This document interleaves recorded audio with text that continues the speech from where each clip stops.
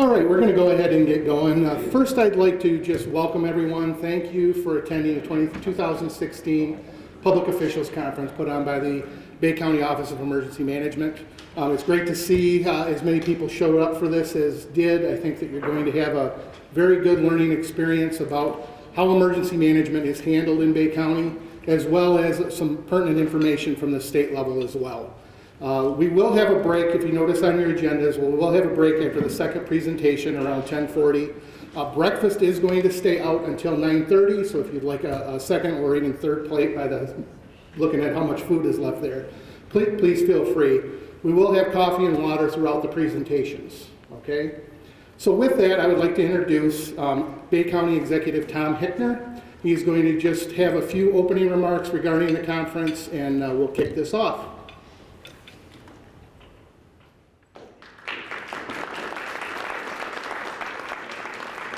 Well, good morning, and my comments will be brief. First of all, I too would like to thank all of you for taking the time to come to this conference.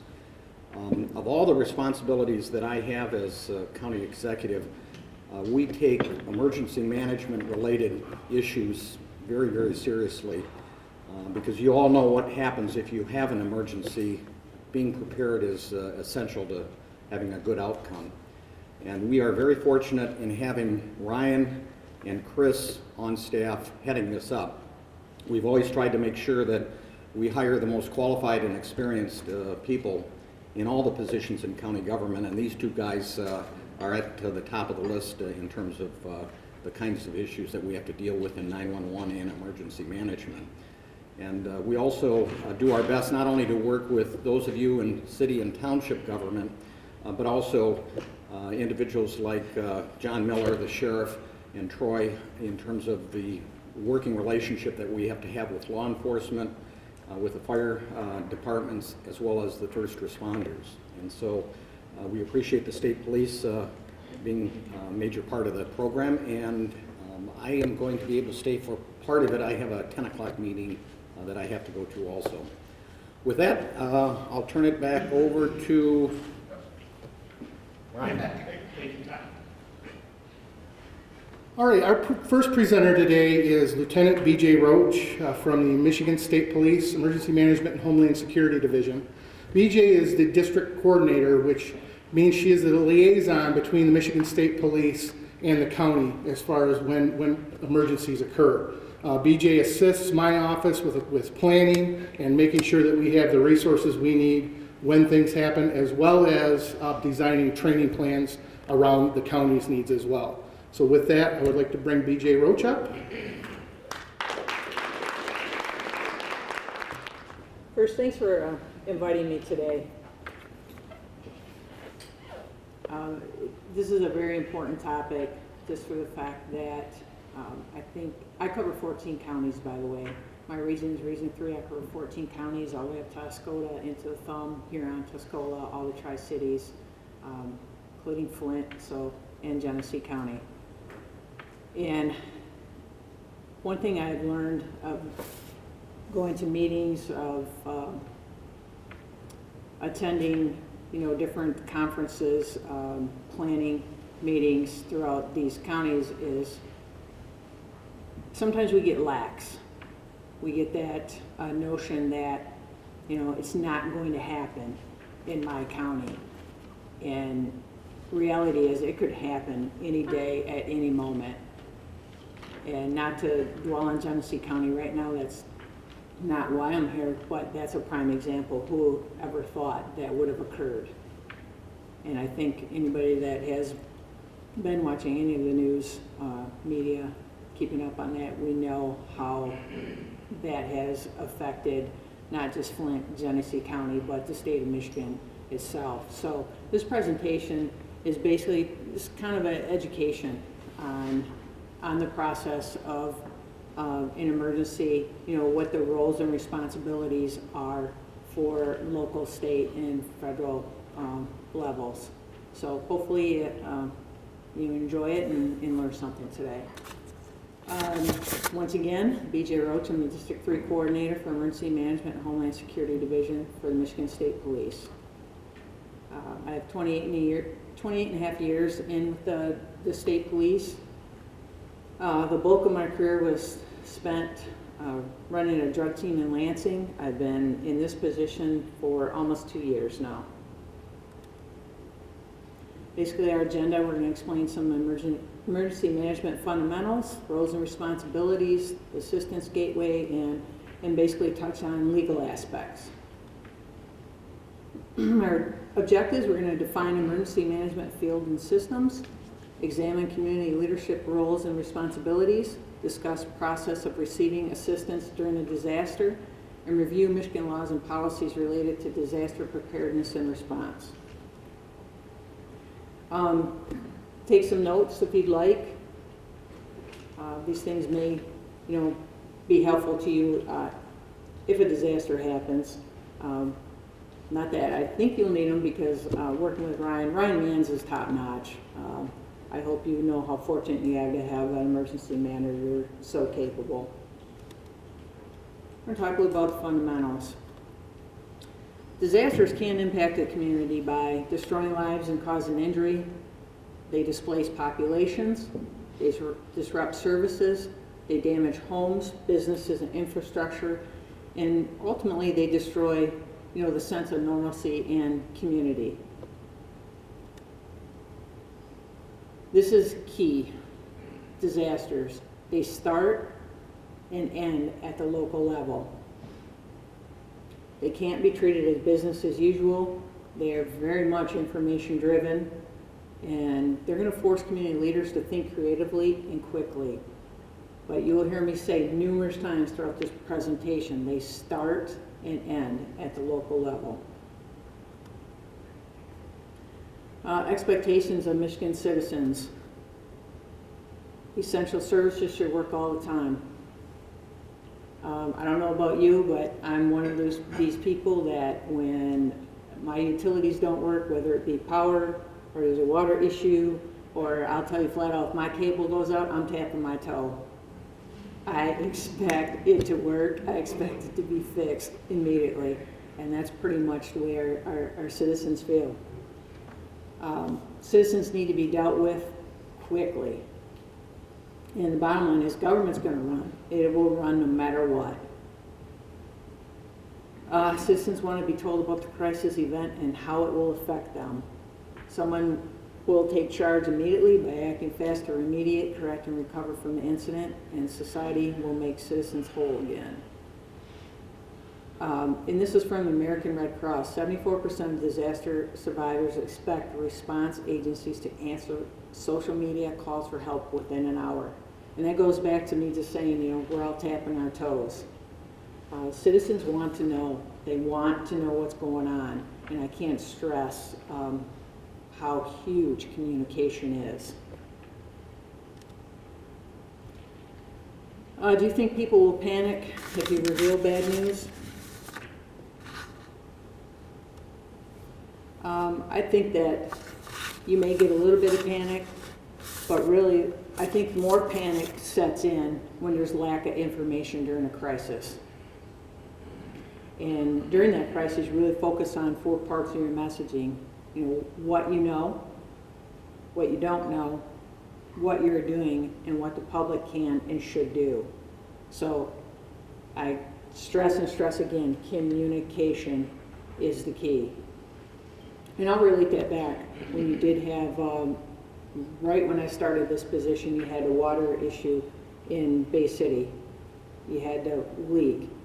And I was thoroughly impressed. Granted, I was new, easily impressed at the time. But you guys stood up a social media site and were constantly putting out information to the public. And I thought it was fantastic because there were so many rumors that were coming in and going out, and they were not, it wasn't, correct information. So I wanted to note that was extremely important, and I think it did help, take some stress off the community.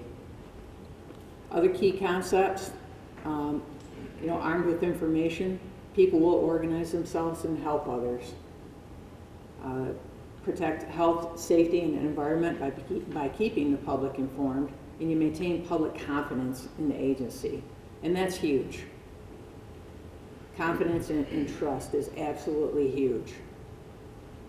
It also manages expectations and helps build relationships before a crisis. What do you think are some of the common Michigan disasters?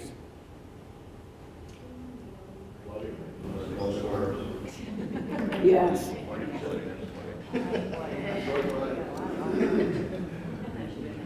Yeah, we've seen our fair share in this region this year, that's for sure, and last year. There's two categories of disasters. There's natural, which are floods, tornadoes, severe thunderstorms, extreme temperatures, and then there's human-made. You have terrorism, hazardous materials, power outages, and cyber attacks. Basically, emergency management is the managerial function charged with creating the framework within which communities reduce vulnerability to hazards and cope with disasters, and that's straight from FEMA. Develop relationships, it enables responders and the community. It provides resources and knowledge and implements systems and procedures to maximize effectiveness. If an emergency or disaster does happen, I have learned very quickly that we all need each other. We all need each other no matter what agency we come from. We need nonprofits, we need volunteers, we need the community. So if this happens, we are all in this together. Whole community need to leverage the resources and recognize the needs of every part of our country. And establishing relationships definitely helps. You establish relationships with businesses and others in your community because you never know what may happen. You might not know what resources you may need. And like I said, things start local and end local. You may have, one of your businesses may have resources that you're able to quickly utilize. And it's an all hazards approach. It's consistent and effective response to any emergency regardless of the cause. This is a disaster defined when community needs exceed resources and it is not business as usual. Once again, it's community needs exceed resources.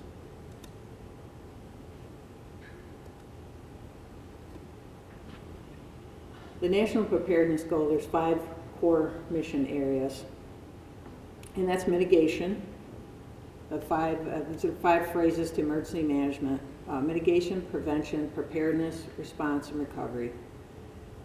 The mitigation is basically sustained actions to reduce or eliminate long-term risk to people and property from hazards and effects. You're helping to protect lives and significantly reduce or eliminate future disaster expenditures. Trying to fix something before it happens. Mitigation efforts include building levees, relocating flood-prone structures, and strengthening infrastructures and facilities. Prevention, you're going to educate the public on precautionary measures to take before an emergency or disaster occurs. Such things as, have them, advocate for an emergency supply kit. Make a family emergency plan. Be informed on the type of emergencies that could occur in your area and get involved in the community by volunteering. Preparedness, basically just planning for emergencies and disasters.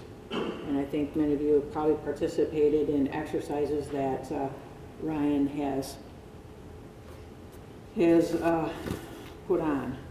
Response is to actions taken to save lives and protect property and environment. This is basically, it's your high pressure phase. It's, you need to support local programs and coordination of state resources. And then recovery, it's the restoration phase. You have your short-term recovery, which is restoring essential services. And your long-term recovery, it's rebuilding the community and addressing physical, social, economic, cultural, and physiological concerns.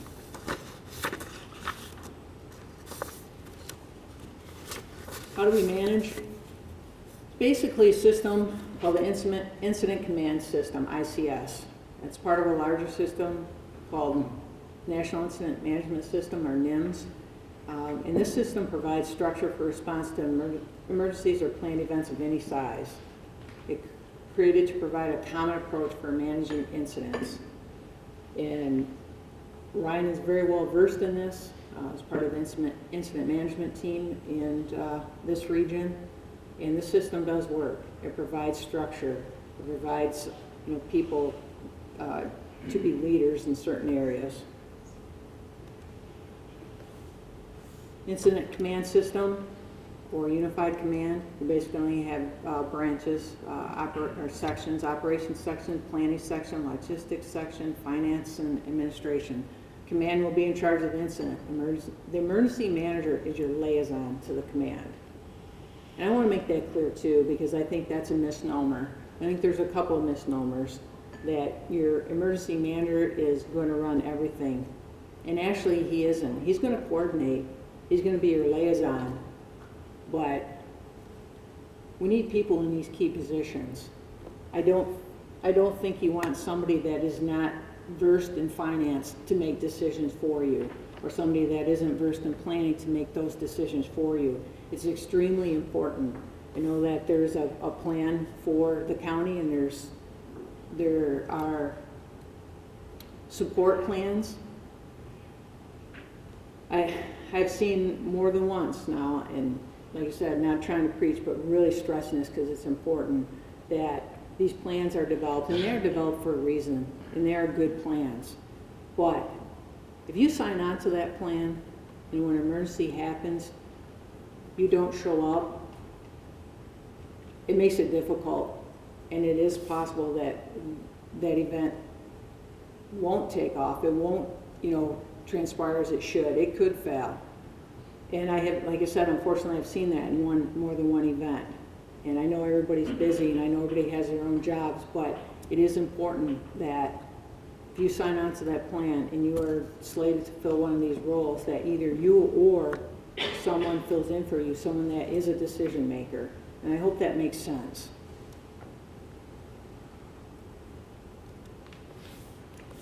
The Emergency Operations Center, as we say, the nerve center. It's basically a single facility with representatives who coordinate the response, procure and manage resources for responders, make decisions, manage and disseminate information, manage recovery efforts, and basically it's a liaison with other agencies and levels of government.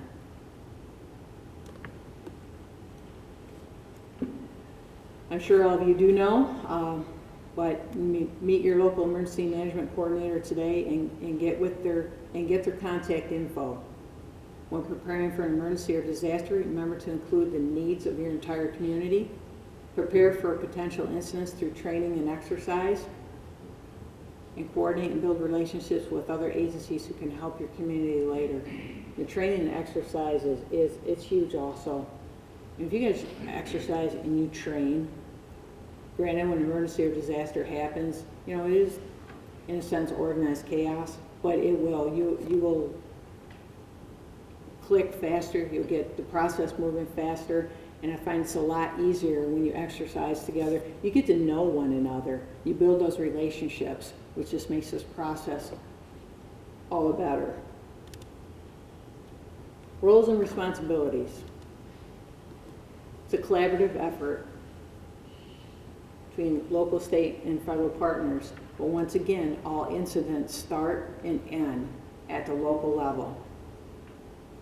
And it will stay at the local level until all local resources are overwhelmed and state assistance may be requested and is requested. Local government. So local governments typically have legal jurisdiction, which is why it needs to start and end here. Local responders typically, you're first on scene. And local governments, you're the most familiar with your communities. Chief executive official, the final local responsibility for disaster services lies with the chief executive official, whoever that may be in your area, whether it be the county chairperson, county executive or administrator, the mayor, the township supervisor designated by charter. That is the person who is responsible. Day-to-day responsibilities, direct development of community emergency plan, policies and procedures. They need to understand the disaster protocols and systems, participate in training, exercises, and meetings, and identify potential issues. The disaster responsibilities: ensure the public health, safety, and welfare of the community, maintain public confidence and manage expectations, participate in emergency operations center efforts by making decisions and authorizing funds and contracts. The powers of the chief executive official: you have the power to declare a local state of emergency. You have the power to issue travel restrictions on local and county roads, appropriate and expend funds, provide for health and safety, direct and coordinate local multi-agency response, and appoint disaster workers. Basically, during a disaster, an effective leader will may ask about security and safety, or should ask about security and safety, sheltering, services such as fire and police systems, as your water, electric, and gas, schools, and access and functional needs. And those are basically your special populations, whether you have homebound individuals or hearing impaired communities, those types of populations. Your emergency manager coordinator, he oversees day-to-day operations and preparedness for a disaster. During a disaster, he acts as the conduit between the incident command and the elected officials, and he develops strategic vision for emergency preparedness, response, and recovery. Local state of emergency, it provides notification to other agencies of an incident. It indicates plans and protocols that have been put into action. It must be renewed by the governing body every 7 days, and separate request is needed to ask for a governor's declaration. So you declare your local state of emergency. Now your resources are totally overwhelmed and you think it's beyond your local capability. That's when you ask for state assistance. When efforts are beyond the ability of a local government, they may turn to the state and request a governor's declaration. The request can only be made by the chief executive official. Request is submitted through district coordinator, who is me, who's your liaison between the levels of government. So basically it would go from your chief executive official, probably Ryan, to me, to Lansing. MSP provides recommendation and manages resource requests, and the governor issues the declaration. So it would go through our process here, go to Lansing, through our division, to the governor.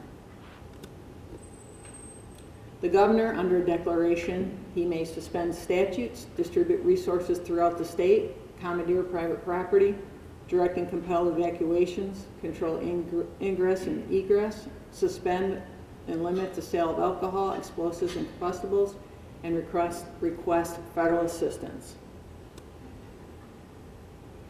Federal assistance: if local and state resources are exhausted, that's when the governor may request assistance from the federal government. Federal Emergency Management Agency, FEMA, administers the response. The president may expend funds, distribute resources between states, etc. So I've also learned throughout this position that a lot of times when there are disasters, there is the misnomer that if something happens that the state and feds are just going to come riding in automatically, and that is not true. Like I said, local resources have to be exhausted first and foremost for it to be asked for a state declaration or state resources, and then the state has to be exhausted to ask for the federal. And I'm not going to go through all of this, but this kind of just gives the emergency management structure in our state, as far as the governor, as far as emergency management, Homeland Security Division, the state police, state agencies, district coordinator, local executives. So it just kind of gives the outline.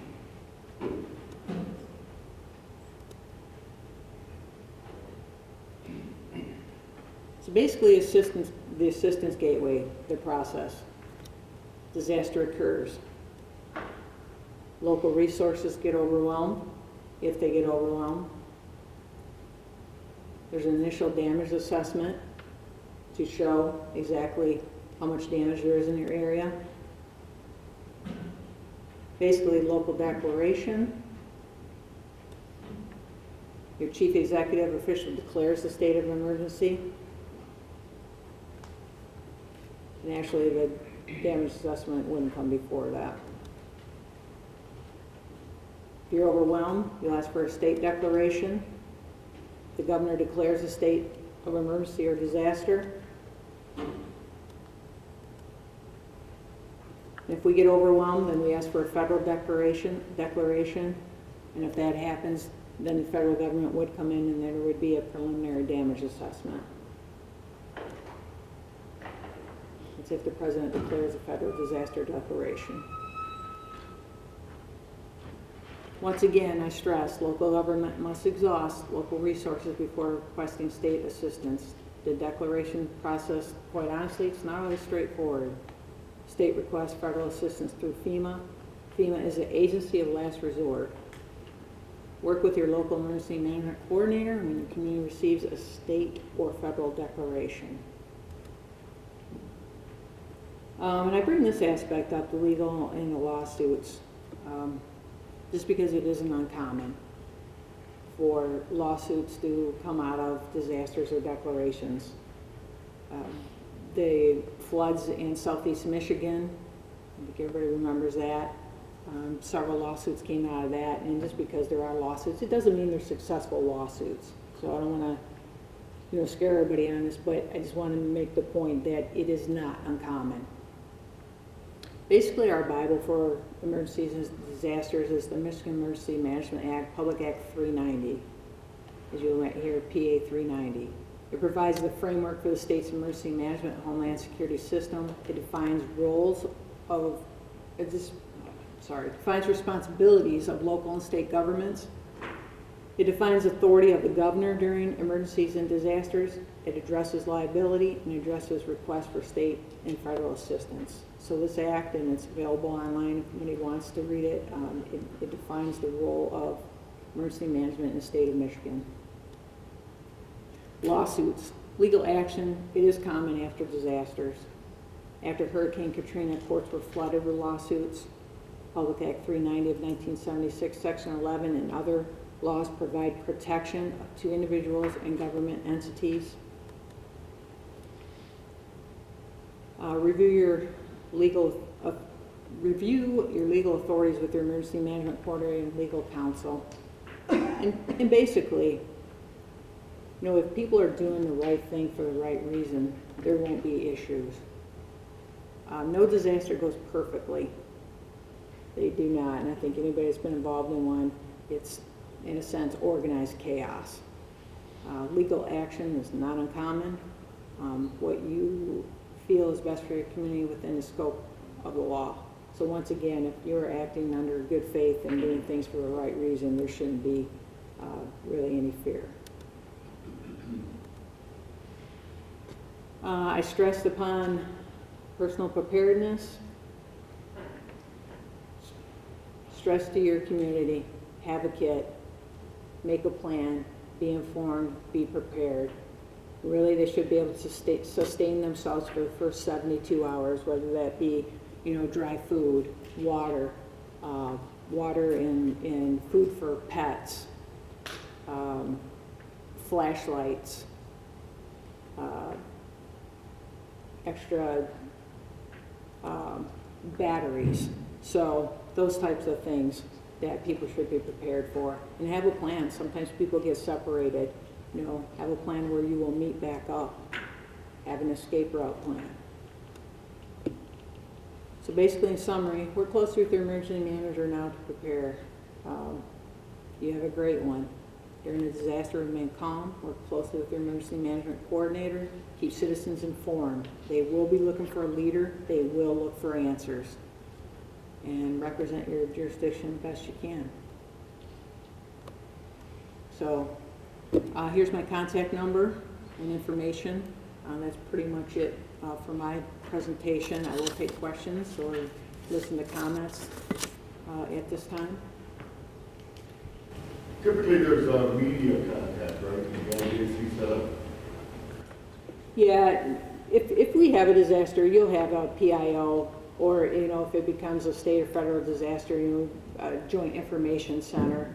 So, yeah, for media contacts to put out press releases, that type of thing. So, yes. I'd like to point out that, as you and I talked about earlier, I think it's important for either somebody at the local leader level or at the state level to be able to get the word out to the public while a disaster is in fact unfolding.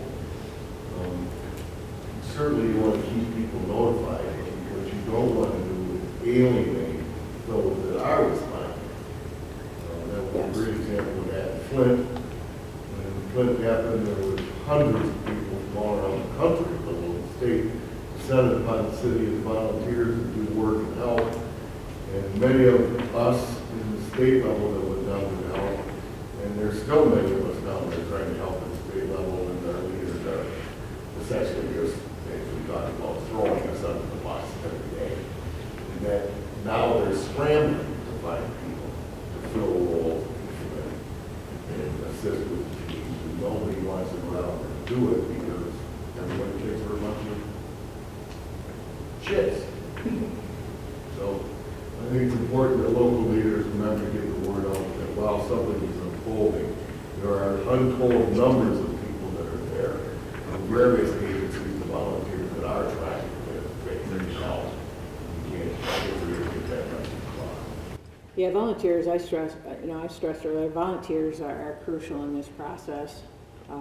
There is a volunteer reception center that is stood up in Flint, but the volunteers are fantastic. They fill so many roles and take such a burden off of the community and, you know, various departments, but they are fantastic. You know, other things to consider, you know, if it is a big enough event, there's donations. There's donations rolling in all the time, so you have someone that specifically handles those donations.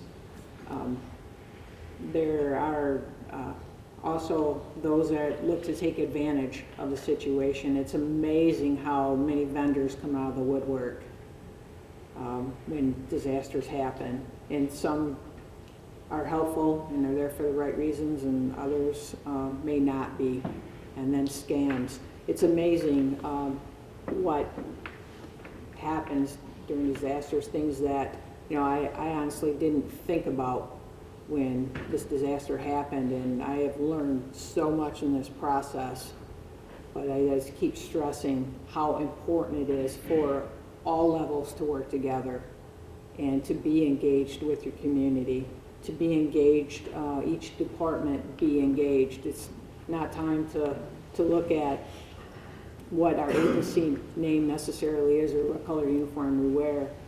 Quite honestly, if we don't hold hands, it will be a struggle. It will be an absolute struggle. And I stress to be engaged with the exercises, be engaged with the training, because when that disaster does happen, you'll be amazed at how things just start to click and how much easier and better the disaster will go for you. And Ryan is a master. He truly is. I have nothing to gain by saying this. He is not paying me, but I have been to some of the exercises that he has designed, and it is, you know, hats off. He is fantastic. So take advantage of this person you have. Yes. Can we get a written copy of the presentation you just made, either by email or copy somehow? It's hard to take so many notes and knows a lot of good information. Yes. I just can't keep up. So if that were available, that'd be great. And I'm going to check to see if I can make that available, and if I can, I will get that to Ryan, and he can put it out.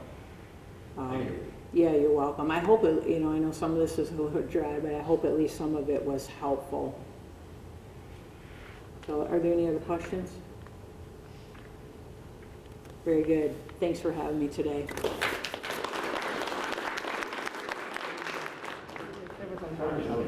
All right, we're going to get going with the next presentation.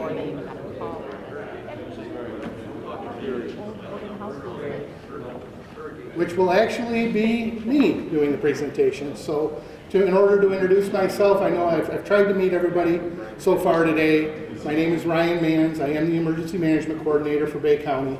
I have been in this position for 3 years now. I just had my anniversary here a few weeks ago. But previously I was with the American Red Cross for 5 years as the Director of Disaster and Military Services. So I've been in the emergency response program for about 8 years now, and I'm very proud to serve the community. I live right here in Bay City, and I can't really think of any place better to be. So I thank you for all that you folks do every day to help keep your community safe and to help manage the Bay County area to further bring more business, more citizens, things like that into our area. So thank you very much. With that, what I'm going to provide is an overview of emergency management in Bay County. Lieutenant Roach kind of took a look at, from the state perspective, what is expected of us, how they help to respond, and how to promote that flow if we do end up to what would be a nationally recognized disaster. So I'm going to focus much more on within our county and how we handle things here. First of all, the mission of my office is right here, to provide for mitigation, preparedness, response, and recovery from natural and human-made disasters within Bay County. So I work with a huge team, which is pretty much everybody in this room, as well as all the first responders and fire, EMS, law enforcement, with our health department, to make sure that we can achieve these goals should something large happen, okay? The first thing when we're dealing with emergency management, the first thing that we have to look at is historically what has occurred in our community.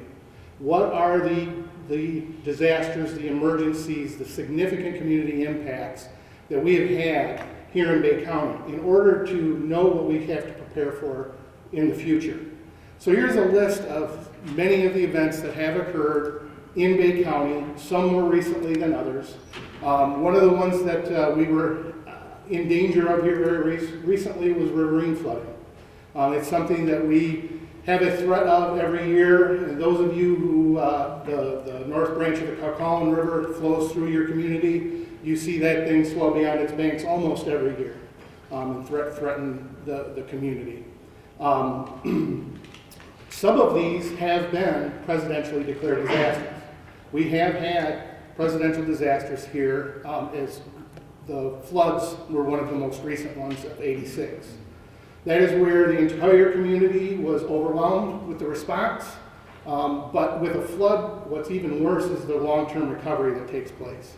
So we have to take a look at each of these events. And there are a few things on there that may not at first blush seem like something that we would think of as an emergency. A few of the festivals that are on there.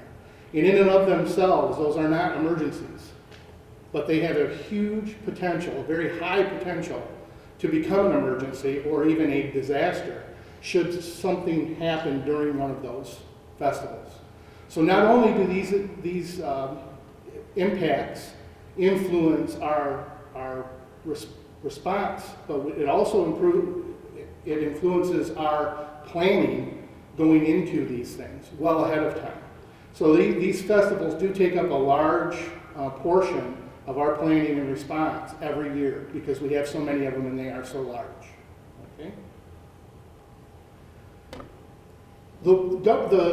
The resolution that governs my office as well as the county as in large, it actually established the duties and authorities of the county executive. There are only, in my office as well, there are only a few counties in Michigan that have a county executive, and it is actually laid out in Public Act 390 that BJ referred to, that is the ultimate authority from the county level during a disaster response. So I work very closely with the county executive during those times. We work together to put together that local emergency declaration, and then we make sure that the forces, the emergency response forces within the county are getting the job done to the best of the ability and keep an eye on it to see if it does have to move up to that state declaration. These are the municipal stakeholders. These are the municipalities within Bay County that all have a stake in that in the Office of Emergency Management. Your municipality is on this list. Each of these municipalities have signed on to the emergency action guidelines or the emergency operations plan, stating that will be the governing document should a large-scale emergency occurs. You will also notice that there are 3 highlighted in red, 3 of the municipalities, the City of Bay City, Bangor Township, and Monitor Township. The reason is under Public Act 390, it states that any municipality that has over 10,000 residents must also have a support plan. So as the county has a large emergency operations plan, emergency action guidelines, I kind of use those terms interchangeably, each of those municipalities has worked with my office, with their responding agencies within their communities to develop their own support plan, which then is signed off by the state as well. That is an official plan.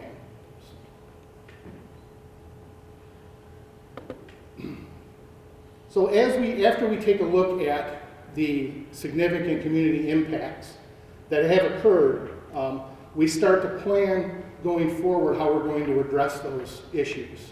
So we use a very comprehensive emergency management approach to this. We start with, after we've taken a look at what's out there, looked at our risks, we start with mitigation. How can we reduce the effects of a large-scale disaster on our community? How can we decrease the number of citizens impacted as well as the amount of money lost due to structure damage, things of that nature? We also, at that same time, pre-incident phase, we work on preparedness, as Lieutenant Roach did describe. We want to make sure that the citizens are able to take care of themselves as best they can during those times. That first 72 hours, that is the most critical. For those of you who have heard me speak a little bit on these topics before, you've heard me refer to General Honore. General Honore was the gentleman that came into Hurricane Katrina about 3 weeks in and brought order to it. What General Honore pounds is personal preparedness, and every time he gives a speech, he puts that in there no matter what topic he's talking about. Because as he said, for every individual citizen that is prepared to take care of themselves in the event of a disaster, that's one less citizen emergency responders have to take care of while they're trying to do their job during that response. So it is very imperative that the individuals are prepared. There's a way for businesses to prepare. There's a way for government offices to prepare as well, to make sure that should that happen, you're able to more carefully take care of yourself and your facilities during that event. Then we move into what would be the response phase. That's where the boots on the ground are actually going out there and helping address whatever that issue may be. The response phase is the most taxing phase as far as because of the amount of work that has to be done. It is the phase that we tend to train for and drill and learn about more in depth in some of the other phases, but each of these are just as important as the other. We want to make sure that the response goes well and that we get the things taken care of, but the longest piece of the entire comprehensive cycle is recovery. While we should be doing mitigation and preparedness every day, recovery is very long-term, depending on how long it takes people to get back into their homes, making sure their food, clothing, and shelter needs are met. That is a very long process. So as we take a look at, after we look at those impacts on the community, we start putting into play the comprehensive emergency management strategy in order to take care of those events should something happen. So one of the first things that's developed is the hazard mitigation plan. Like I said, mitigation is kind of on the front end of that. We do have a hazard mitigation plan that was developed back in 2010. We're actually taking another look at it this year to make sure that it's updated. And the way that plan works is we take a look at the threats, those community impacts, and how vulnerable we are to those threats. And then also the likelihood of them occurring and how impactful they would be on the community. The list on the right is the list of the threats, the 10 largest threats that we are in jeopardy of, right down their ranking. Flooding is the #1 concern. We have a lot of, we're right along the bay that can flood. We have the Saginaw River, the Calcallan River. We've got a lot of areas throughout our community that make us susceptible to flooding. And it's also the event that has had the largest impact on our community in the past.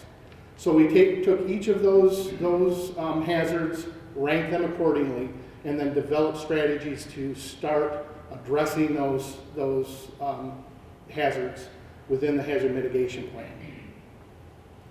So what does it do? What is the hazard mitigation plan? Besides finding out what we're most vulnerable to and what is going to impact us a lot, what else it does is it helps to give focus to that long-term aspect, that recovery phase that I was talking about.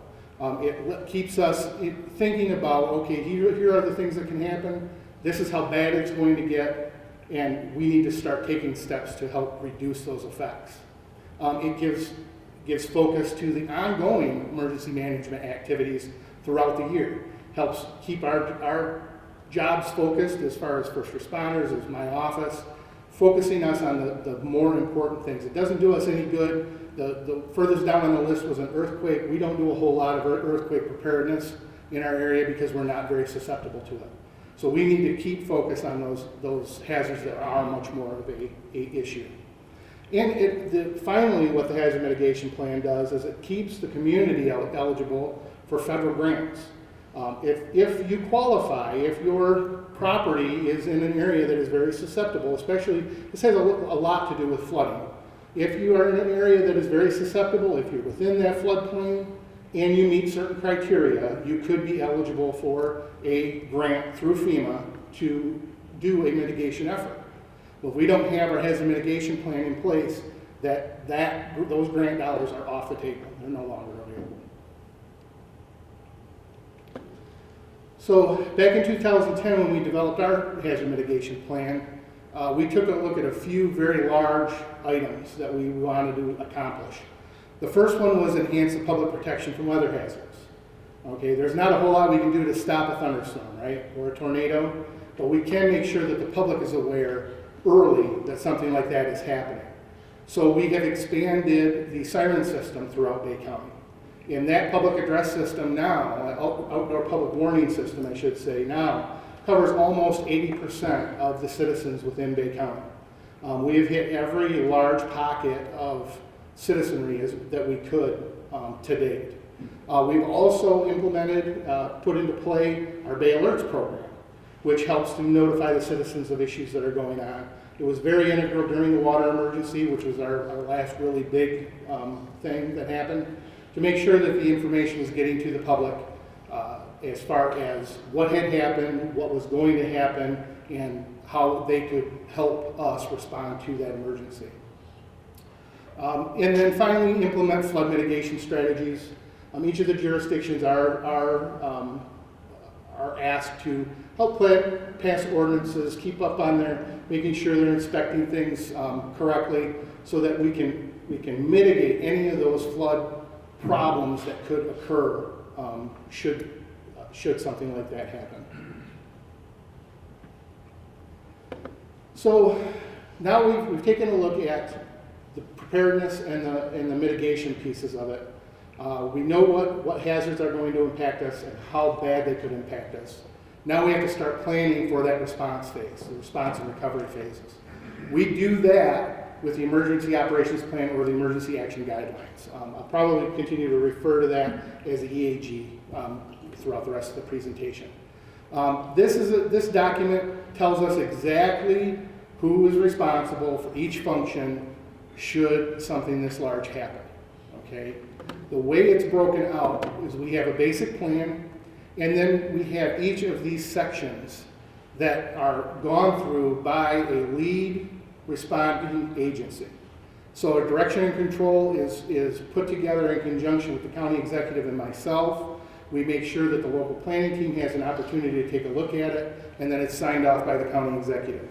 Each of these sections has a lead agency and a lead person identified to review those sections and sign off on those pieces of the plan. All of these go into our comprehensive response strategy.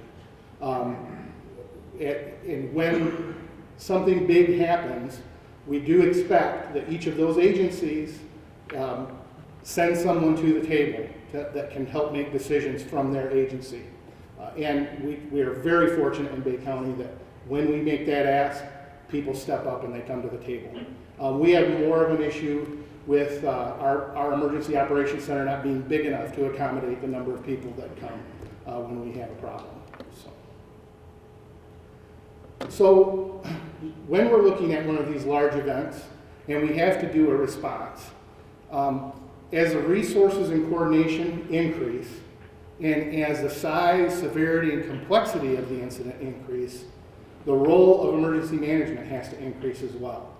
On day-to-day emergencies, we don't open our Emergency Operations Center. We don't open the Emergency Operations Center for a house fire or a traffic stop or a routine medical call. We don't need to do that because that emergency management actually gets done by the people in the field. Okay, they know how to make their decisions and respond to that job individually on their own. As the size and scope increases, more decisions need to be made, and we need more people brought to the table that can help make those decisions, which is where those sections in the EAG come into play. And so as the emergency increases, we bring those section holders into the Emergency Operations Center to start making those decisions, and the emergency management function really ramps up at that point. My office, when we're responding, there's a few things right away that are key to make sure that are accomplished. First is the situation assessment. We really need to know what's going on out in the field. What is the size and scope and the complexity of this event, so that we can start making those decisions as to whether or not we have to open the Emergency Operations Center, if we have to bring these other people into play, or if this is something we can handle with a small group. For the water emergency, we had a small group in the Emergency Operations Center because we had the key roles that had a responsibility during that emergency. We don't need everybody to respond, and we're not going to ask everybody to respond if that emergency or that disaster doesn't require them to act in that function. Next is support of the incident command. The incident command is happening out in the field, not in the Emergency Operations Center. The incident command is there, boots on the ground, seeing what's going on within that incident, so we can support them. One of the ways we can support them is with our incident command trailer that we purchased quite a few years ago. It is a great vehicle that has communications capabilities. It has room for meeting space in it, and it is just a fantastic tool that is provided at any time anyone requests it within the county at no cost. That is there for the municipalities, for the first responders to use when they need that vehicle. And lastly, the acquisition and coordination of resources. I keep going back to the water emergency. We don't have to have a local declaration in order to get assistance from the state police. They're there for us whenever we need it. During that time, they actually brought their helicopter down and flew the whole county to see if they could locate where that leak is. That's a resource that we have, and that's a resource that we keep within the Office of Emergency Management. We know how to get a hold of those things. So as the incident command says, hey, we could use this, then it becomes emergency management's job to try and find that resource within our tool set to get that to them on the ground.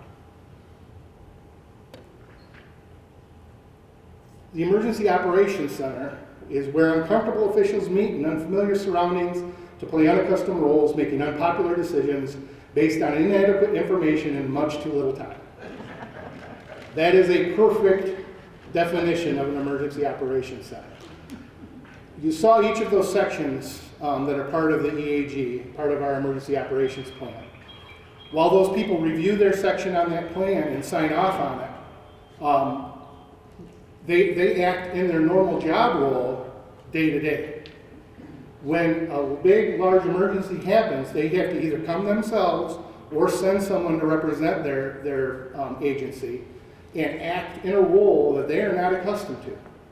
Most people that have signed off on those emergency action guidelines can go their entire career without ever having to step foot into an emergency operations center, at least with that agency.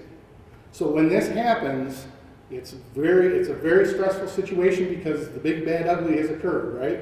So we are trying to make the best decisions we can, and that's why conferences like this are so important, is to put a face to the name. He's retired now, Pat Finn from Tuscola County Emergency Manager, said that the most important thing out of any of the trainings, out of any of the drills, out of any of the workshops, conferences, is to find out who's who in the zoo. That's it. Put a face to a name so that you know you can at least have some type of rapport with that person before you have to start making those decisions. So what does the Emergency Operations Center do? We've kind of touched on a little bit of this already. Its primary responsibility is to support those emergency responders on the ground. Like I said, we need to find out what they need and get that to them. All right. We have a large function, and it became a very, very important function during the water emergency, was to provide public information. We have to let them know what has happened, what's going on right now, what's going to happen in the future, and quash any of the rumors that are floating around out there that could prevent the right decisions from being made on the ground. We do that in a lot of different ways. There was a question about the Joint Information Center, or the JIC. We do have a Joint Information Center identified, and what we ask is that if we have this big, huge thing happen, we'll open up the Joint Information Center and bring in public information officers from each of the functions that have a role so that they can work together to craft a message that we can then put out to the public. We also, one of those large pieces of that puzzle is the human services. Like I said, we need to make sure that we're providing the food, clothing, shelter, peace of mind for the people that are impacted by this disaster. So we have several of those sections. Really, each of the sections has a piece that addresses those human service needs. Conducting damage assessment. You saw the process that occurred for a state and federal declaration. But even before any of that happens, we have to know how bad it is on the ground so that we know how much we have to ramp up. So we work with local fire departments to make sure that they know how to do a little bit of damage assessment and just get a good feel from the community. We're calling the supervisors, we're calling the water department, we're calling those agencies to say, hey, how bad is it in your area? How many buildings do we have that are done? We're not talking about the most formal damage assessment, but it does need to be conducted very early. And then the Emergency Operations Center is required to help coordinate the recovery operations. Like I said, that goes on well after, can go on for months or years after a disaster occurs. After the response phase is done, the firefighters have rolled up their hoses, the law enforcement officers have put away their guns. The recovery phase of that can take a very long time depending on the size and scope of the incident. So who is our Emergency Operations Center staff? This list will look very, very much like the list of the section holders within the Emergency Action Guidelines. These people will be asked when the time comes to send someone in to lend a hand within that Emergency Operations Center. Not all of them, like I said, not all of them will be called up every time. Some of them will be called up almost every time. We almost always, no matter what's going on, have a public information officer either providing input right in the Emergency Operations Center or standing up that Joint Information Center should that occur. Here's just another list. The city, because it is our largest municipality and has the most people, they have a very large role when it comes time. They've got a significant portion of our population of Bay County is in the city. So they have specific individuals as well identified that come to the Emergency Operations Center should that need arise. Now, like I said, the public information and warning isn't something that we do only during a large disaster. It's not something that we only do during a small emergency. We're doing this on a day-to-day basis. We're providing the public with information regarding the current situation that's going on out in the county. Most recently, what you have seen on TV, maybe you've seen it come across Bay Alerts, is the flooding warnings that we were under. We want to make sure that the public understands, hey, there is a potential here for this situation to get worse, all right? We were very fortunate the way that all rolled out. We didn't get as wet as we thought we were going to get when we got wet, so that has expired at this point. But we use a very robust system because this was one of the things that was noticed in our hazard mitigation plan. So we have a very comprehensive system that includes National Weather Service weather radio, the siren system that we've put into place. We use social media not only to get public information out about emergencies, but we use it on a day-to-day basis to notify the public about different things that we have going on that they need to know about as far as public safety is concerned. The IPAWS and CMOS systems are both integrated for the weather alerting or a national type of emergency. You may have noticed more recently, if you have a newer smartphone, where you'll get an Amber Alert all of a sudden on your phone come across. That's part of the federal system. All new smartphones have to have that capability. That is not something that you can shut off. You can shut off the Amber Alerts and you can shut off the weather alerts, but you cannot shut off the presidential notifications.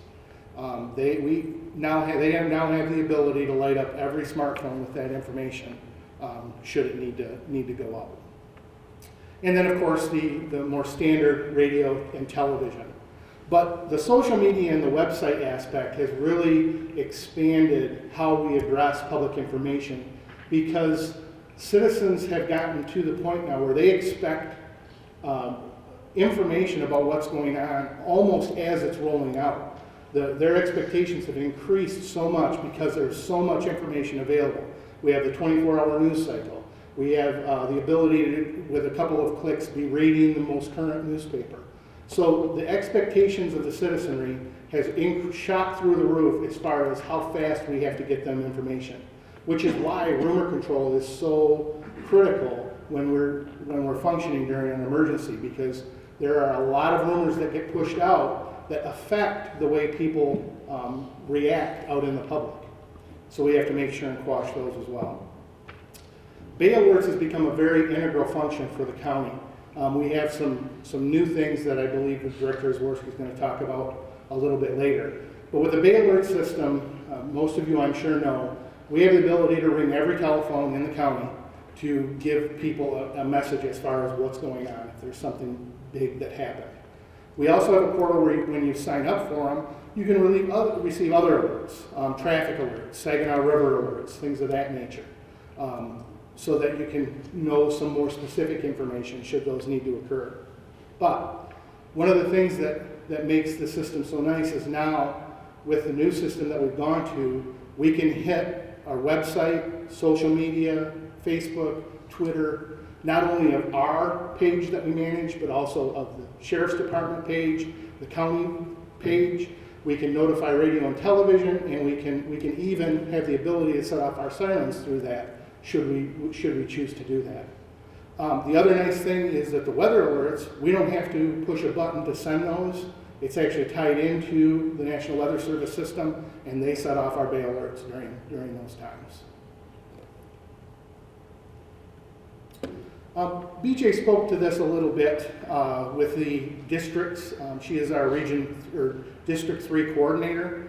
But we also have what's called the Region 3 Homeland Security Planning Board, which mirrors the Michigan State Police districts.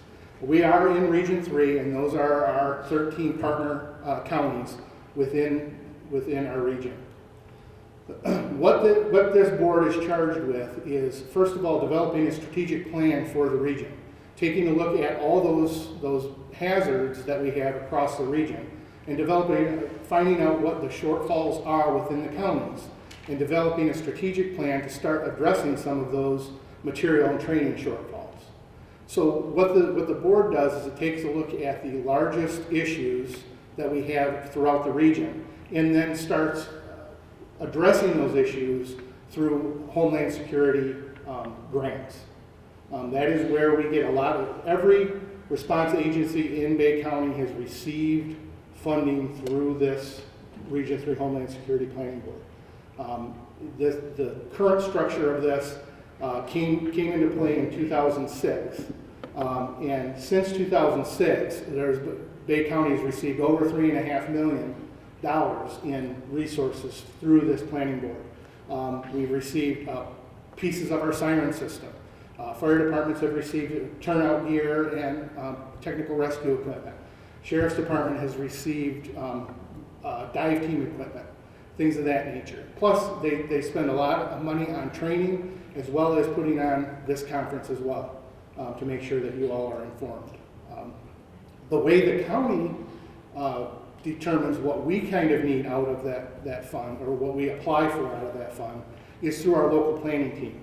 We have a group put together with each of the responder agencies, each of the stakeholders, that very closely mirrors our emergency action guidelines. And that group comes together every other month to take a look at what the most pressing issues are resource-wise and training-wise within the county. And then we apply to the Region 3 board to try and receive those funds. So what does the future hold for emergency management in Bay County? Well, we know a few things. We know that the public wants their information before something happens. So we're developing strategies to make sure that we can get that information to them as quickly as possible. We know that weather events are increasing both in severity and number of occurrences.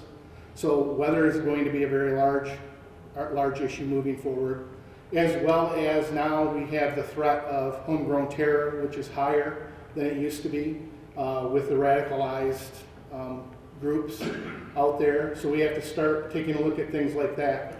These are a couple of pictures of the old civil defense program. I'm sure some of you remember this. That's where the Office of Emergency Management used to be, was in that program. And now it's transformed to start taking a look at not just, they had a very nuclear focus back then, as well as some natural hazards. But now since, as we've moved forward, we've taken what we call an all hazards approach to our planning. We take a look at all of it. Because if you're preparing for one thing, most likely the action steps you take to prepare for that are preparing you to handle another emergency in some way, shape, or form. So as we go forward, we look to you, the people in the community, to bring your issues forward to us so that we make sure that those are being addressed, so that they become a part of the plan. We want to make sure that your municipalities and your agencies work directly with the response agencies and the Emergency Operations Center staff in my office to make sure that your needs are being addressed and that we can help you when the time comes, if anything happens. I'm also available to help with planning. As you saw from that stakeholder list, if you are a municipality in Bay County, I am your emergency manager. So I am there for you if you need me in those capacities. So please do not hesitate to give me a call. There's my contact information. I've got some cards on the table outside. If you don't have good contact information for me, please let me know. And feel free to shoot me an email and let me know what the best way to contact you is. Is it email? Is it a direct phone call? What is the best way to get a hold of you? Okay? That is all I have. Do we have any questions? No? I did that good of a job? All right, well, thank you very much. We'll take another short 10-minute break. We have everybody back at 10:30, and we'll roll into the next presentation.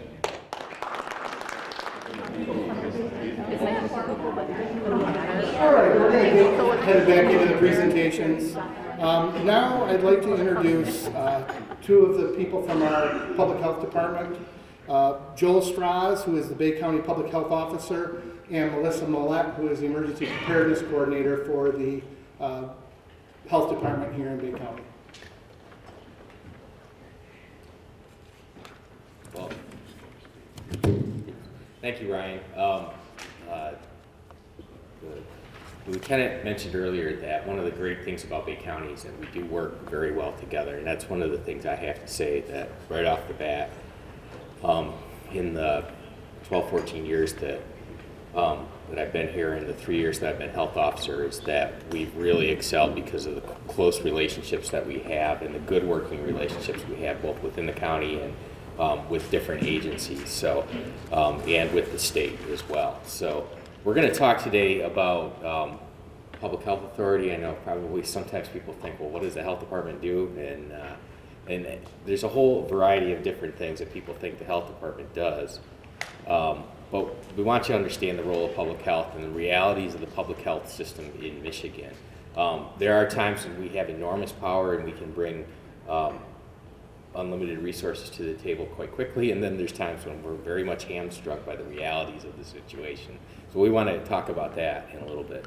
But we're also talking about public health goals in emergency. We're always preparing. Ryan had alluded to this, and Melissa Maylett is going to speak more in depth and detail. We have countless plan upon plan upon plan, depending on the emergency and the situation. And then there's been times in the past where we've had to deal with things, and you may not have noticed it because we've had a plan in place already.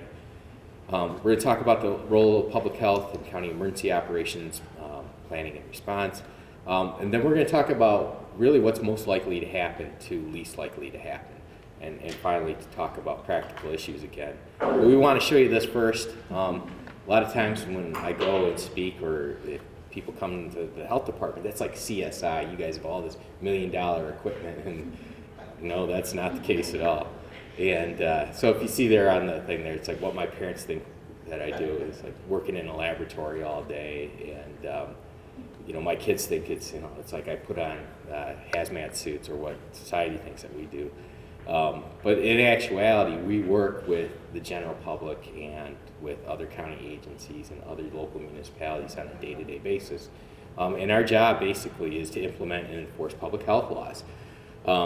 We do disease surveillance and reporting, control and containment.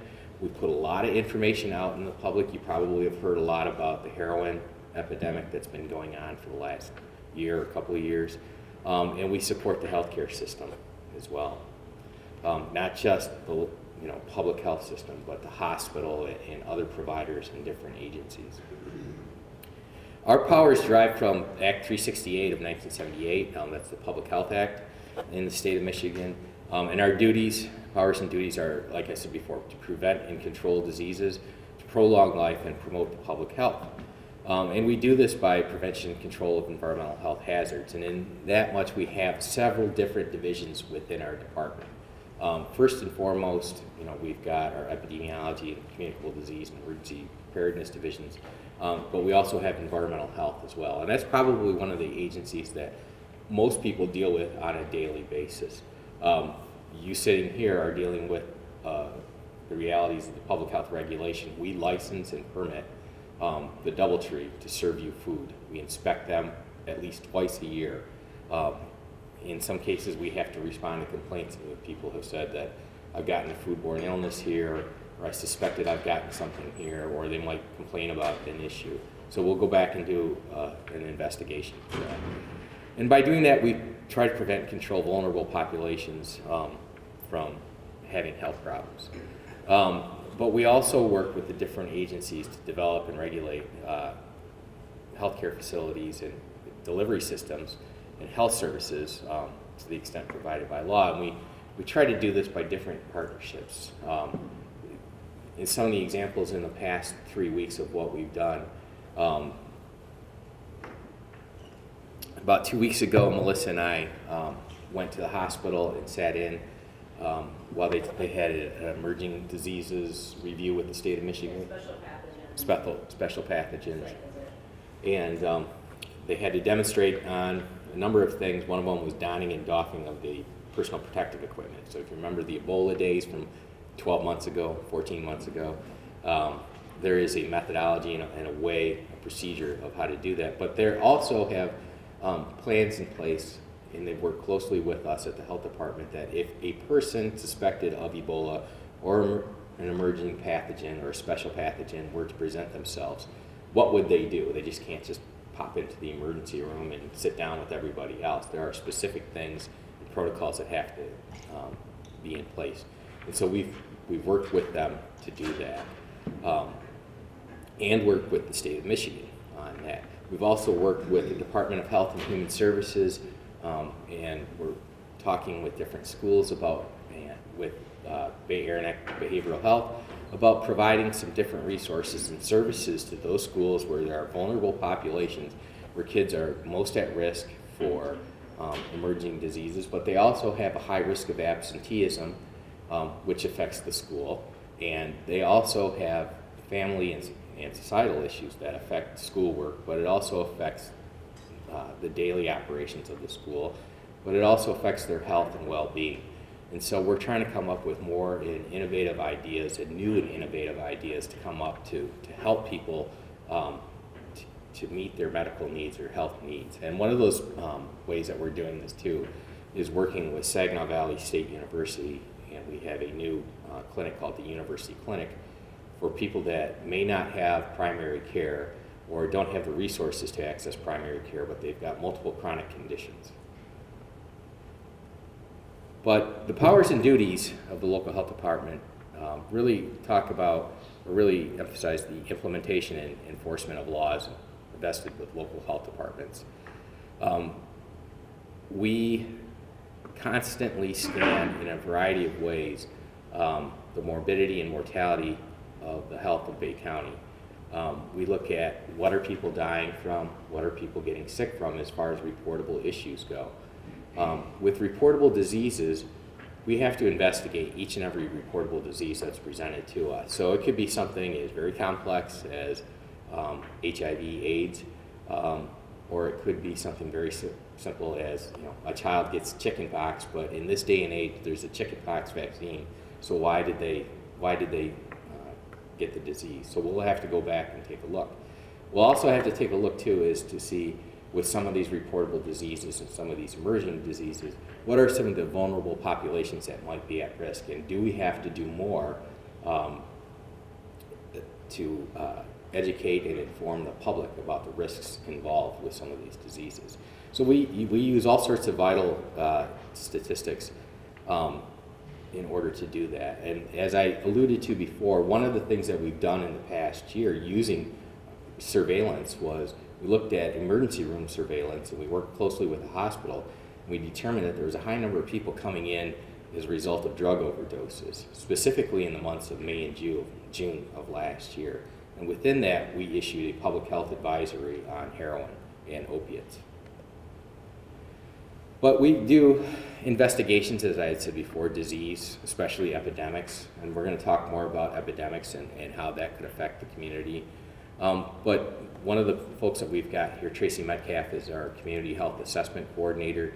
She, on a continual basis, goes and looks at all the epidemiological and all of the socioeconomic information for the county and takes into account morbidity and mortality and puts together reports on disease patterns within Bay County. And we share those with local providers, and we try to plan based upon the data that we're seeing here. We just don't make things up, or we just don't have whatever the hot topic is. We're very much numbers based here. We're very much driven by metrics.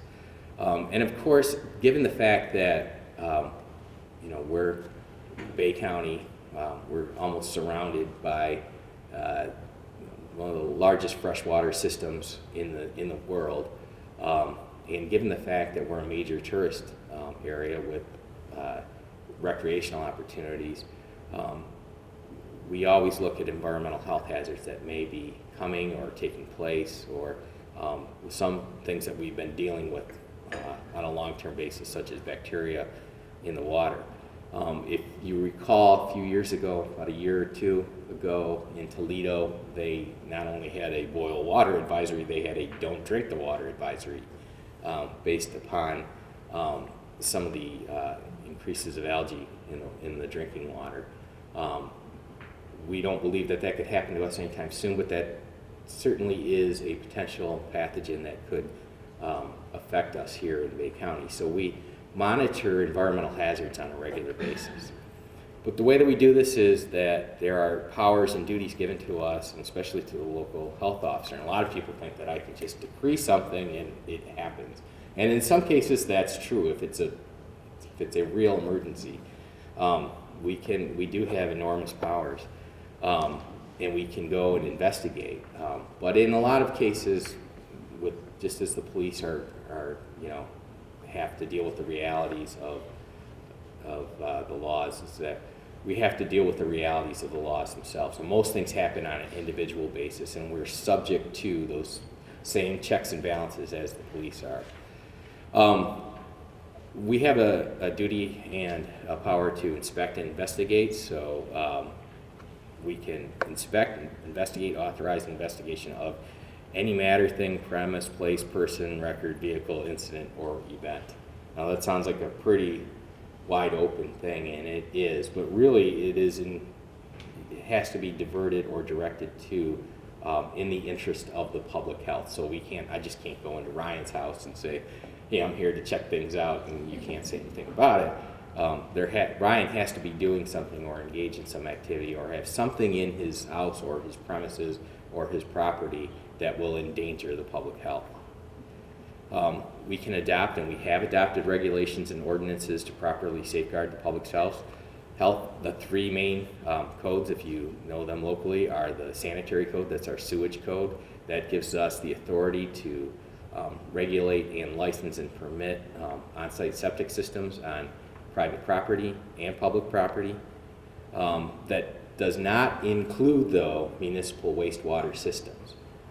That is a state jurisdiction, but we work closely with the state in some matters because the DEQ regulates that, but if there is a major sewage spill, the state is not going to issue an emergency declaration or a public health advisory or warning or public health order. It's going to be myself as the local health officer doing that because, as we stated before, everything starts at the local level.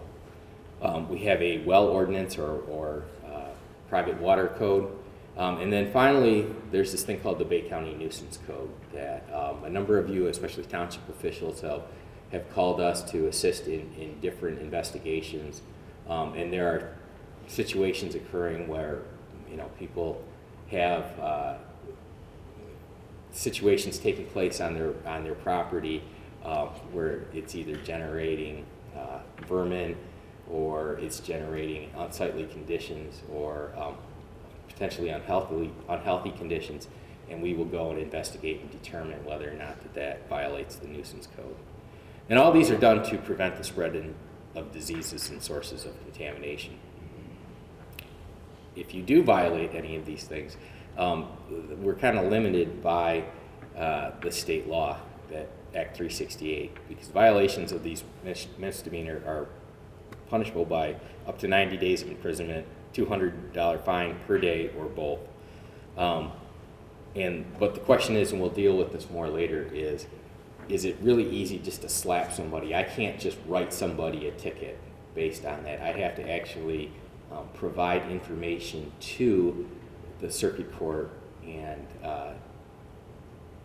convince a judge, basically, that a person is in violation of the law.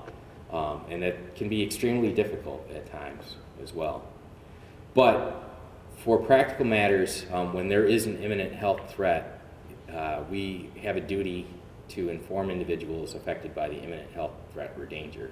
And if you recall, a few months ago, the Genesee County Health Department actually issued a public health emergency that helped kind of trigger or give more public notice to the water crisis that is taking place there. The state did not issue that, and that was based upon their surveillance done about kids getting lead tested and seeing elevated blood levels, and also seeing some of the water tests that came back from the city of Flint with the levels of lead in the water there. So based upon that information, they issued a public health emergency as a result. The order authorizes the person entity to avoid, correct, or remove the imminent health threat or danger. Most times when we issue a public health order, it is to an individual. I will order Ryan, I'm going to pick on you all day, to clean up your house, because that's typically what we see is that it's a violation of the nuisance code or a violation of the well or septic code, and it's the owner of that property's responsibility to remediate that situation. A few years back when we had a lot of foreclosures here, that was kind of troublesome because what we were seeing was there was a lot of transfer of ownership to banks in different states. And if you're a loan officer for Deutsche Bank in New York, what do you care about the health officer in Bay County telling you to cut somebody's lawn, cut this lawn that's grown up three feet? We've gotten past most of those issues, but in a lot of cases, not many, but in some cases I should say, one of the big challenging aspects is dealing with owners of properties that do not reside here in Bay County. It's very difficult sometimes to get them to comply, but we do quite often get them to comply. The most frequent use is usually, like I said, a closure of a restaurant, removal of a food product. We don't close restaurants too often, but there has been times when there is imminent health threats or we deem something to be an imminent health threat or a danger, and we will close either a restaurant or a facility, or more likely it's going to be, and you'll get this in the summertime, somebody that decides that they're going to make a couple of bucks selling hot dogs on the side of the street during one of the festivals, and they don't have a temporary food permit, and they're using very unsanitary methods to manufacture the food.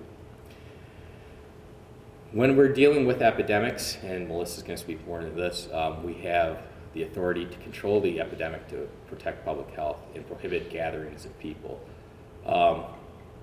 We had actually contemplated doing this in the early stages of H1N1 when there was still a lot of, this was in 2009, when there was still a lot of uncertainty about how pathogenic that virus was. Because the initial reports out of Mexico City, if you recall, seemed to indicate that there was a lot of adults that were getting this, and not necessarily children, which we normally see influenza, and that it was quite taxing, and there was a high death rate, or a higher than normal death rate. But then it pretty quickly established that even though this was a pretty virulent strain of flu, it wasn't as bad as the 1918 flu, but we still had a duty to go and promote the public health. And what we did with that, because we had the authority and we had the resources at the time, was to put on special community-based immunization clinics. So if you remember standing in line at some of these immunization clinics, because the vaccine was not available to private providers. But we will establish procedures to ensure the continuation of essential public health services and enforcement of public health laws. Public health orders, usually it's a warning notice. We try to prevent, control transmission of disease and infections. We require participation in education, counseling, testing, or treatment. That's especially true with folks that have specific communicable diseases like HIV. And then very rarely, because it doesn't work as effectively as it seems to on TV, will require isolation and quarantine provisions. It's very difficult. You might even remember this from back in the 40s, 50s, and 60s. They would stick an isolation quarantine sign on somebody's house. Well, that violates so many privacy laws now. We can't do that. And that probably was a particularly effective method for isolation and quarantine. But now what we try to do, in most cases, 99% of the people comply, is to get folks that are at risk for spreading diseases to do a self-isolation and containment. And they normally will comply. Very rarely does it happen that they don't, but when they do, then the public health powers kick in. This is one of those old quarantine signs that we used to stick at people's houses, and a thing of the past, let me tell you. Isolation is done for people that are ill and infectious. And typically, like I said, if it's an isolation order and you've got 104 fever, you're in the hospital, it's not very difficult to put an isolation order into effect. A quarantine order is a lot more difficult, and that's where you may have been exposed or you're asymptomatic and you don't have any symptoms. We have had to deal with a number of individuals in the past year where we've had to work with them, and in some cases invoke court orders to get them to comply with the public health law. It's very difficult to do this. It's a thing where I can give an order, but we've got to go to the circuit court. I've got to convince a judge. I've got to convince them that this person is a threat to the public health. And then they have basically 3 days where they have to isolate and quarantine themselves. And then they can essentially, reply to the judge and say, hey, I'm not a threat to anybody. And if the judge is convinced by them, then the violation or the quarantine order is nullified. But in most cases, we try to work with individuals, but we always try to do that balance of what is best for the individual versus what's best for the community at hand. And one of the things that we haven't seen here, what they've had to deal with in Grand Traverse County and in some other counties around the state, is there's a high number of unvaccinated kids out there because their parents feel that vaccination is not safe. We're not going to go into that debate right now. But as a public health officer, if I'm confronted with a situation where I have a child that may be asymptomatic, unvaccinated, and exposed to measles, mumps, rubella, polio, it's very much a challenging situation, and we will try to work with the parents and the schools, but there may be an exclusion order if necessary to prevent that child from going to school, especially if they're a carrier. We have different resources for treatment and control. Vaccines are probably one of the most common things that we do. But in some circumstances, in some cases, we see folks that come up positive for tuberculosis. It still exists in today's in this day and age. But we will work with folks to get them on the medication to prevent them from spreading the diseases. And then we also work to inform the public so that is there a perceived or an actual need for urgent public health action. And in many cases, especially with H1N1, in the beginning there was the perception that, boy, this is really virulent, and we don't want these people around us. That's the general public talking. They see this stuff on TV. There's a lot of hype involved, especially with Ebola. That was one of the things where, it's like, I don't even want anybody from Ebola coming in here. You'd see that at all. They don't want to meet anywhere in the United States or anybody that's exposed to anybody in Ebola that had Ebola. Well, what it came down to is that in the beginning, we actually saw quite a number of cases in that early months of August and September of 2014. But then as it became apparent as they did more epidemiological research is that really the only way to transmit Ebola from person to person would be when they are truly sick, had high temperatures, and they were shedding the virus either through vomiting, secretions, diarrhea, what have you. So they had to be really truly sick. It wouldn't be just that they just came back from Africa or an exposed country. So there was a lot of public panic at first, and if you remember, there was folks that were isolated. They were given isolation or quarantine orders, and they violated those in different states. But there's always a need to engage the public and educate them about what is perceived risk and what is the actual risk of what is taking place. And in many cases, the perceived risk is just not true. I mean, the actual risk is actually lower than what the perceived risk is. As I said before, we can seek a circuit court order for noncompliance, recalcitrant, or health threats to others. That's a very difficult thing to do, as I stated. One thing we normally, and I've done only once as health officer, was issue an emergency order of 72 hours. We didn't institutionalize anyone. It was just for observation, diagnosis, and testing. But you got to have a court order. The hearing must be held within 14 days, but they have 3 days to appeal, as I said before. So really, it's a 72-hour period where you can have an order go into effect without appealing that.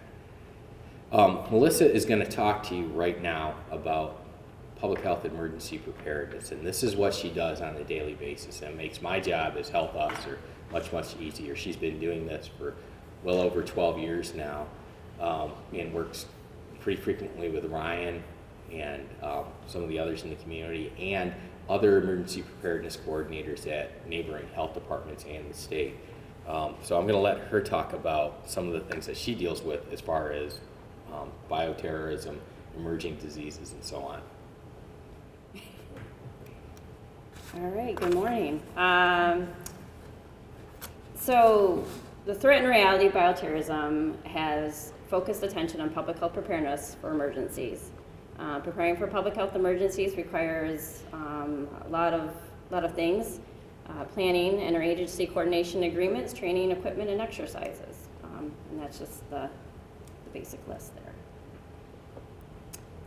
Examples of emergencies that public health could be involved in would be natural disasters, tornadoes, floods, winter storms, outbreaks from contaminated food or water, influenza and emerging diseases, pandemics. These would include, like Joel referred to as H1N1, the Ebola virus, and now the newer Zika virus that we're all kind of keeping our heads on. And then biological, chemical, radiological, nuclear emergencies. These could include things that just happened or things that were an acts of terrorism. And you see even the health department has had to deal with some bad snow days. So, Chris, I think you actually took that picture and sent photo cred to Chris. When we do a lot of our plans, we focus primarily on the biological aspects, bioterrorism. There are 6 main biological agents that we've always planned for many years, and they've designated them as Category A, high priority agents. That's because these organisms pose a risk to national security. They can be easily disseminated or transmitted from person to person, result in high mortality rates, and have the potential for major public health impact, might cause public panic and social disruption, and requires special action for public health preparedness. So either, if it's going to be active bioterrorism, either they want to just spread panic and just get some folks sick, or their goal could also just get, see what mortality rate they can make an impact on. These are the Category A biological agents that, with all our plans, we have to have specific appendixes that address these 6 agents. Anthrax, plague, botulism, smallpox, viral hemorrhagic fevers, which Ebola is one of those, and tularemia. Just like to show some pictures of this stuff to people who, for the vaccinations, like why we don't, yeah, sorry. Part of the preparedness efforts this is a federal asset. It's called the Strategic National Stockpile, or the SNS.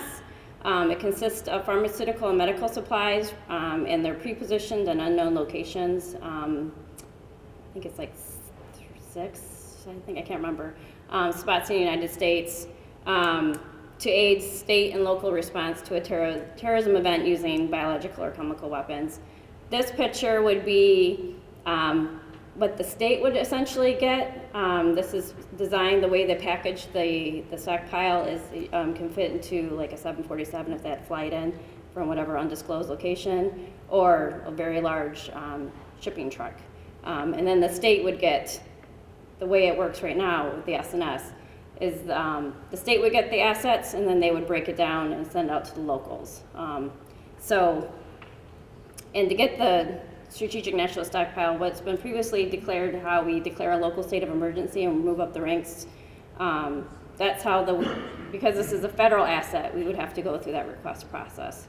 So we would start locally with the county exec, working with Joel and Ryan, and then eventually go to state police with BJ, and she's our link to the governor, who's also then that office is linked to the president's office and the CDC, so we can request those assets. The way the state, what they call Michigan, the My SNS team at the state level, they've now tweaked some things. So if you know with biological agents, obviously communicable diseases, they don't see borders. So most likely if you're going to have an outbreak of something, it's not going to be just in Bay County or just in Saginaw County. So that's why it's very important to have those interagency relationships, because you're most likely going to be working with your border counties or even the whole state to help with those assets, whether it be supplies, materials, or even people.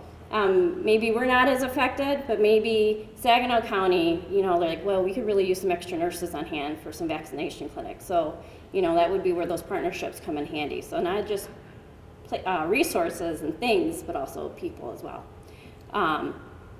So that's why it's this SNS, actually this whole SNS plan could actually be a full-time job in and of itself, everything that's in there, but I won't bore you with the details. But I will tell you, this is an example of some stuff that is in the SNS stockpile: oral intravenous antibiotics, IV fluid and fluid administration kits, airway equipment, vaccines, antitoxins. It takes one case of botulism, and so that's one instance where it actually just takes one case of determined of botulism. The only way to get the antitoxin is actually through the SNS assets. Pharmaceuticals and ancillary supplies.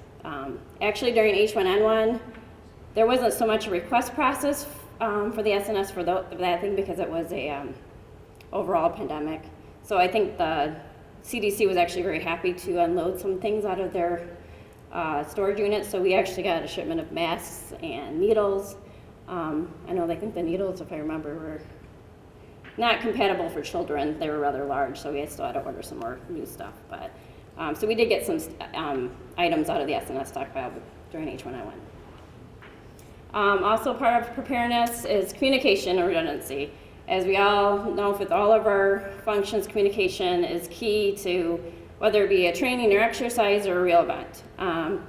We are required to identify and maintain different methods of communication, whether it be radios, email, fax numbers, websites, cell phone. So we have to identify those methods of communication in all our plans. And then one way of also, with mass alerting notification system, we would be utilizing the alerts in the BCAN system, whether it be to send out public notices as well to the, you know, whether it be a boil water advisory let everyone know about, or there's a way with the BCAN system, if we wanted to call up our incident command team, we could do that kind of on the back end and send something out at once than doing the phone tree thing. We have a crisis emergency risk communication plan that is actually Tracy's responsibility. She took that over years ago from me. And in there we have to have pre-identified fact sheets, all this communication information and contact information. We have, you know, resources in there for translation services. So if we were to open a point of dispensing site or a mass vaccination clinic, we could very well get someone in that speaks a language or needs sign language that, you know, a lot of us just don't have those every day. So there's some resources in our risk communication plan. And then the Michigan Health Alert Network, MyHON, that's something that we, that the state maintains, and then all health departments, healthcare centers. There's quite a different mixture of folks that are in it, but that's a secure network that we would send some health messaging through as well. Some public health goals and emergency. Some of the stuff Joel has alluded to: limit illness and death, preserve continuity of essential government and business functions, minimize social disruption and economic losses, maintenance of essential community services, public education and communication, healthcare coordination, environmental health response, and act as a liaison between response agencies and provide guidance and support as needed.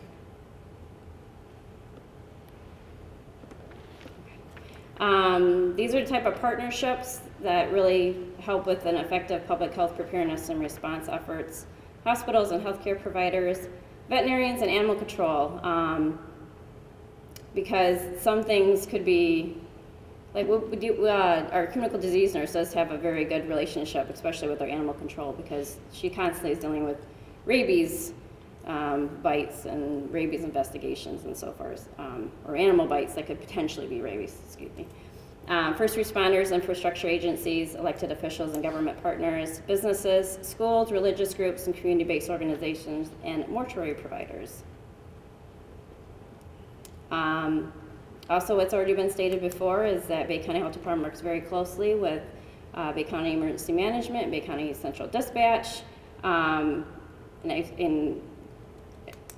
we are very fortunate, as we've said before, that we have such a great working, networking group of people here. So I can call Ryan or Chris up if I really need something, and no problem. So, and those valuable partnerships not only help with day-to-day planning and things like that, but also during emergencies and public health threats. It's also good for with grant deliverables. I know, like, I can go to Ryan, like, hey, like, for example, this year I got to do some SNS type exercises where we have to run people through like a mock clinic. So obviously I just can't do that all by myself. So it's helpful to have those relationships in place to get that going. This slide and the next slide is just some example of some things. Brian talked about the county emergency action guidelines, and these are just some of the things that are identified in the public health annex of those emergency action guidelines. Monitoring public and private water sources, coordinating provision or distribution of water, work with PIOs to issue public health advisories, work with waste removal personnel. Wait, hold on, there we go. Coordinate with hospitals and treatment centers and investigation of communicable diseases, and implement disease tracking procedures to assess numbers of persons in area affected, determine the potential for spread of disease. Assist with coordination of nursing staff at public shelters if needed, and so forth. And work with the medical examiner in providing mass fatality mortuary services and identify a site for a temporary morgue. Because if I remember correctly, I believe anything over 3 deaths at one point could actually already tax our system locally with our local morgue. And that could be, that's as if the local morgue is already is empty. So, but yeah, so it could take this really bad car wreck with a lot of fatalities, and that would stress our system immediately. Back to you. And before we close, I just want to talk about the realities of the situation for the public health system in Michigan. And the lieutenant alluded to the fact that everything starts locally, and I cannot emphasize that point enough. Everything starts locally, and especially in a public health event, with the lone exception of a bioterrorist event when the FBI would actually take coordination of that. Everything else is going to be coordinated by the local public health department for a public health emergency. We had this situation not so long ago where there was a perceived threat of an emerging disease, and we worked quietly because the person was asymptomatic. But basically the state health department had basically said, the order needs to come from you. You need to do the tracking and the monitoring. Let us know if you need any assistance, but essentially it's going to be your show. So don't think that the CDC is going to come in here in helicopters or anything like that. And we were assured pretty explicitly that they weren't. And that's the reality of the situation, because even though CDC is a big federal organization, they really don't have the capacity to come into a local community like you see in movies and on TV. That's not the reality of the situation. And the reality of the situation for a lot of things is that, sure, I've got pretty enormous power as health officer, but I just can't willy-nilly issue public health orders here and there because I feel that this is a perceived threat. It actually has to be a threat. It has to be a real situation. And even if I do issue a public health order, there's a limited amount of time that is valid for, especially when you deal with an individual. It's very difficult to isolate and quarantine people. And I'm just going to ask you this right now. This is based upon, remember SARS in 2002? There were 2 main groups that violated isolation and quarantine orders. And this is in Canada, where public health law is perceived to be much more robust and strengthened over there. But there are 2 main groups. The first one is teenagers. Take a guess who the second one is. Anybody have a guess? Healthcare providers. So the people that are helping these folks are the ones that are more likely to violate the orders. But we do issue advisories, emergencies, and public health orders, and we will do this, and we do this on a regular, continual basis. But the amount and the severity is actually limited for a variety of different reasons. But for the reasons that, this is the United States. We just can't do this willy-nilly. The public health system is very complex. It's not just the local public health department here. Like I said, we work pretty closely with a variety of different agencies, Department of Health and Human Services locally, Department of Health and Human Services at the state level. We work with emergency management, 911, central dispatch. We work with the sheriff's department on a frequent basis, schools and the hospitals, behavioral health authority, and there are a myriad of different agencies that all fit into this public health system. The scenarios, we've kind of given you a most likely to least likely scenario list here. Most likely things that we do are closings and advisories, especially towards beaches. You always hear about beach advisories or beach closures in the summertime. That's because we monitor the surface water. And we do that on sometimes a daily basis, sometimes we do it on a weekly basis. We have had on occasion to issue boil water advisories, not countywide. We came close during the water crisis to doing it on a countywide basis, but thankfully we didn't have to do so. But we're more likely to issue boil water advisories when there's a water main leak in a specific area, and it's only on a limited basis. But the troubling part is when it gets into a mobile home park, and we've had a number of those in the past. And mobile home parks present a big challenge for us because we can enforce some of the public health laws that we have with mobile home parks, but in many cases we're actually prevented by the Mobile Home Park Act. Now I know that they've made some changes with that, but if you've had to deal with mobile home parks in your specific communities, there was a time about 6-7 years ago where we were getting water main leaks on a regular basis with some of these places, and a lot of it was just owner neglect. And so we would have to issue boil water advisories until that they could determine it or they could prove to us that they fixed the water main leak. We often issue individual orders to comply, and those are voluntarily agreed upon about 99% of the time. Rarely issue exclusion orders from school, and I talked about that too, is especially if there's an unvaccinated child that could be at risk or may present a risk to others. We will issue a violation order, or excuse me, an exclusion order. And then there's individual orders to isolate and quarantine too. We haven't had to issue a mass quarantine order. That was contemplated in the first stages, as I said, during the H1N1 outbreak, but that didn't happen. But we very well could be having to do that, and we do have plans in place should a scenario present itself. But the practical issues that you guys deal with us on a daily basis, if a township agency or a different county agency, are usually with private water and sewage orders. You may have someone that, it's proverbial pipe of sewage that's going out to a ditch that you discovered, and you'll let us know about it. We'll investigate and get the owners to comply with, either putting in a new septic system or hooking up to municipal sewage or blocking that pipe in somehow. We issue community-based water advisories, like I said before. One of the most common things that we have, in fact, if I had $1 for every time that we had a mold complaint, we'd be millionaires at the health department. But you guys get this too, is housing complaints. There's mold in my apartment, and I want to get out of here, but the landlord won't do anything. And we basically, we don't have a housing ordinance here. And we're very limited to what we can do with housing as well. Our advice with mold is we view any mold as bad, find the source of the water or the dampness, and remediate that as soon as possible. But in many cases, if it's an individual apartment, we'll actually refer it back to the local municipality because that local municipality has the authority to do so. If it's on a widespread basis, let's say that is here in a major hotel conference center, then we would come in and say this needs to be remediated as soon as possible and probably close the facility down. But that really doesn't happen. But we get a lot of complaints about mold and bed bugs and a variety of different issues on individual housing.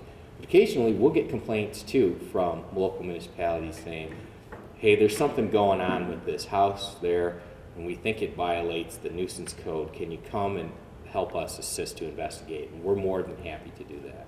And in a lot of cases, what we'll find, it's hoarding of pets, or different hoarding issues, or just general unsanitary conditions.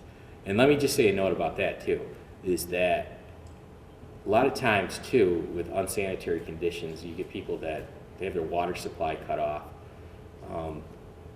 It's a lot easier to get them to comply if they have a minor child in the house, because if that's the case, then we can do a referral to Child Protective Services, because they are putting their child at risk.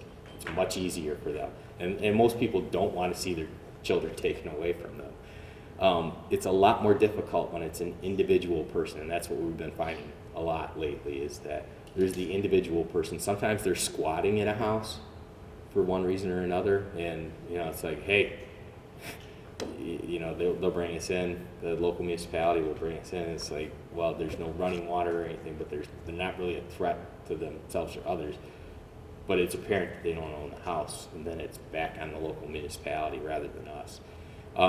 But in some cases, we see a whole variety of different things. Enormous amounts of cats. I've had a situation where a guy had an enormous hole in his roof in the middle of winter and seemed to think it was okay to live that way. But in those circumstances where there are no children, it's a lot more difficult to act and to get a person to comply. Food establishment closures, they don't happen on a frequent basis, but we can do that. And but the thing that we another thing that we deal pretty frequently with local municipalities are temporary food permitting issues, is that you'll get the proverbial guy setting up something on the street, and we'll get a referral about it. Are they licensed to do this? And if they are, then it really depends on local municipality whether or not they can stay there. In some circumstances, like City Bay City, they may need a peddler's license, but in other circumstances, they may not need one. Any questions so far? That's the local public health system and emergency powers in 30 minutes or less. So I think we covered everything. Okay, thank you. That's our local contact information. Please feel free to.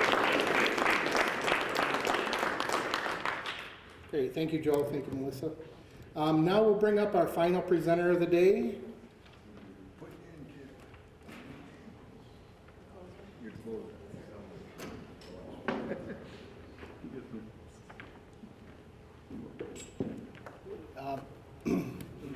Bringing up Bay County Central Dispatch Director Chris Zworski. Chris had my position before I started with the county. He was the emergency manager.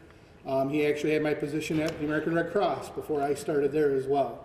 And he has now been in this position as a director for 911 for just over 3 years now. So bring him up.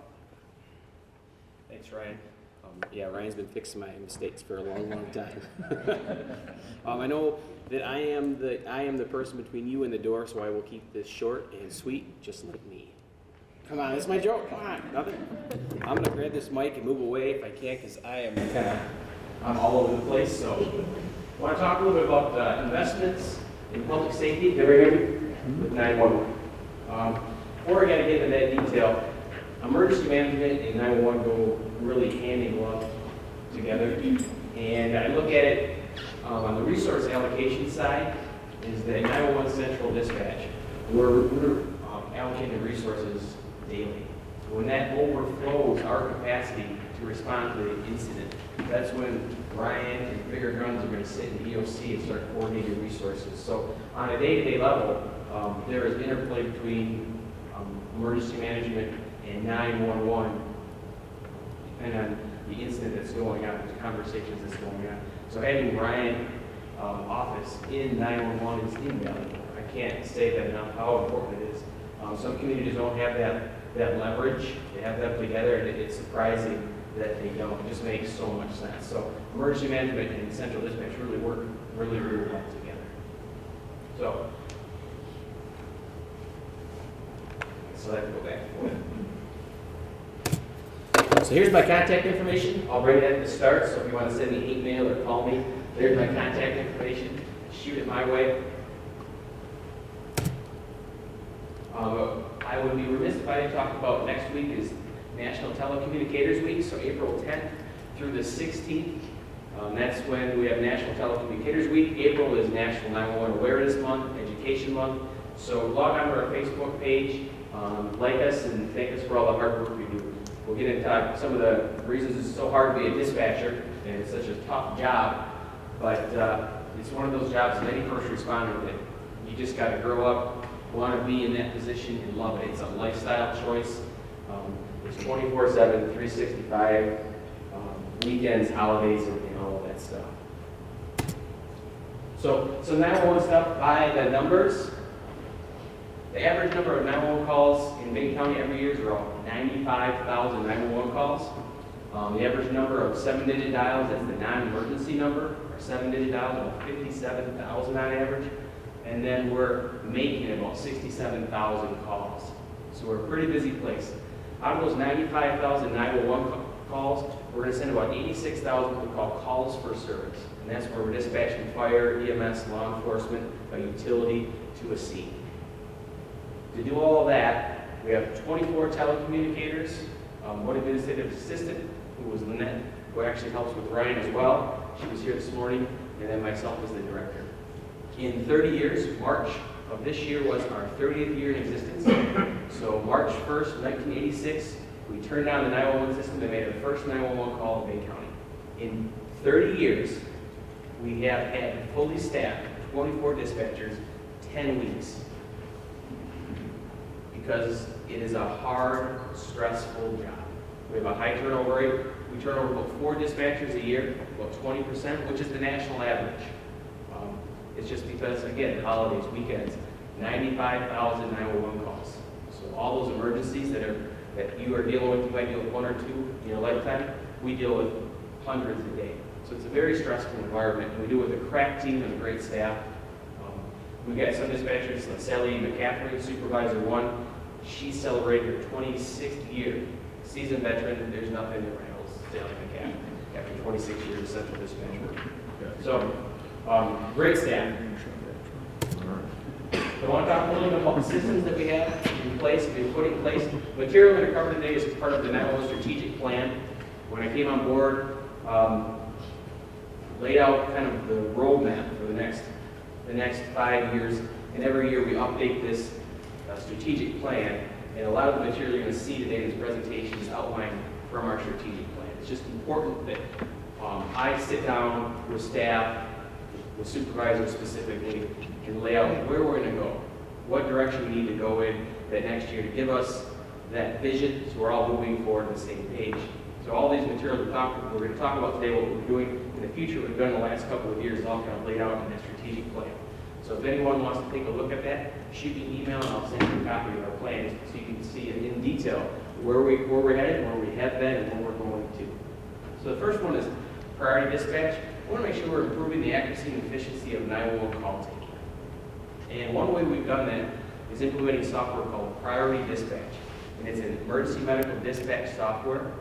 And what that ensures is that no matter when you call 911 as a resident, a citizen of Bay County, no matter which dispatcher you get, they're going to answer your medical emergency in the same way. It's all standardized, the protocols are laid out. Depending on the responses to the questions you're asked, is going to make a determination of what type of medical emergency it is and the response. Now, implementing the software was the easy part. The big lift was working with fire, EMS, and medical control authority over the course of what, Brian, a year? At least. Probably a year involved of sitting around the table with local fire, EMS, medical control, and going through literally thousands of determinant codes and saying what level of priority, or should we assign this determinant code based on the medical control authority policies and procedures, based on a number of factors.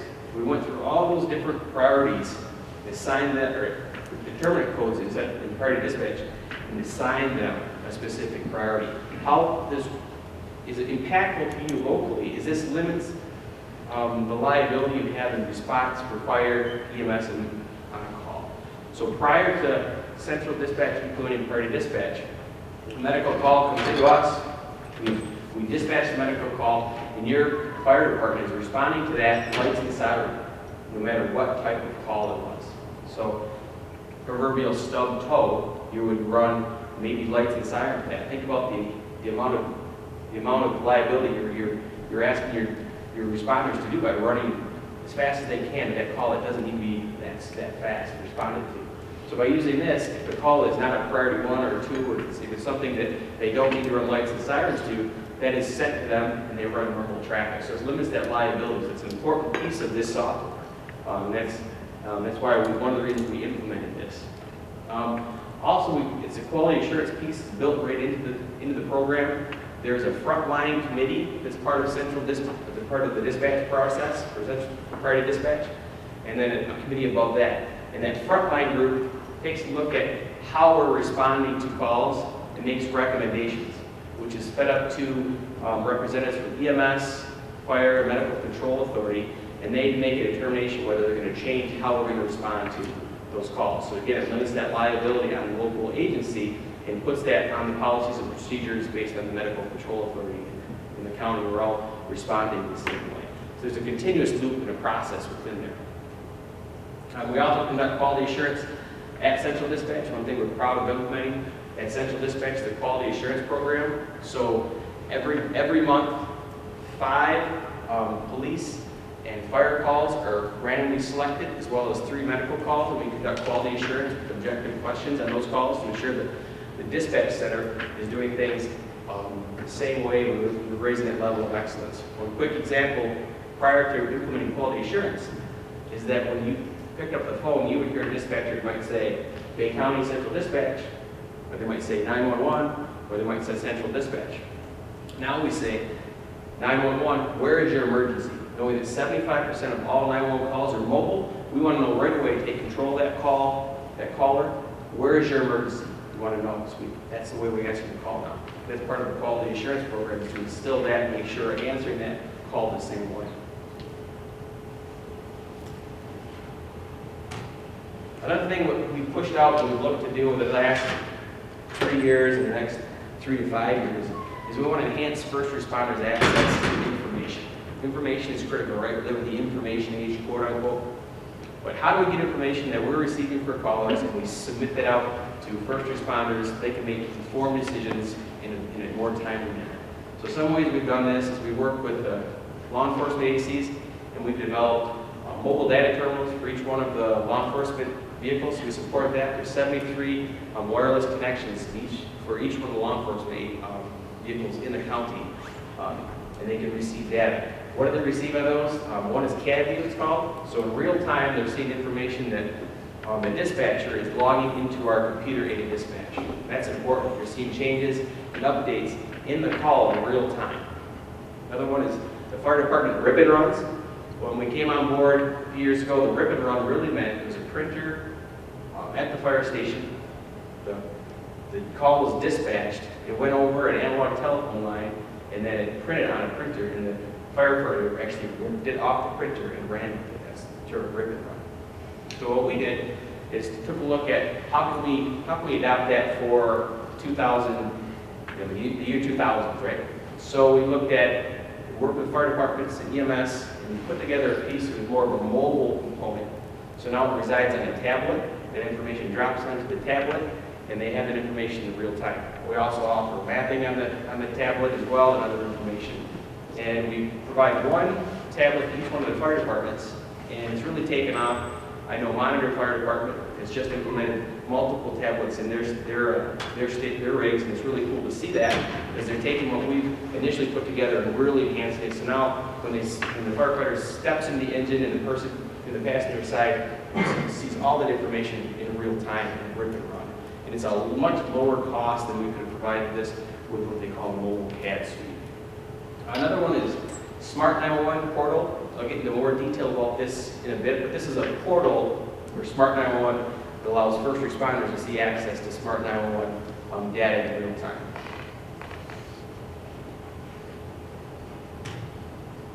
The next piece that we're really proud of is called the next generation phone system. Over the course of the next, 3 to 5 years, you might hear things about next generation 911. All that means is that up until the move to fiber, which is a lot more information being able to come into the 911 dispatch center, up until that point when we transition to fiber, we received all our information on analog telephone lines. So right now, when you make a call to 911 proprietary investment, we received your call on a 1950s technology.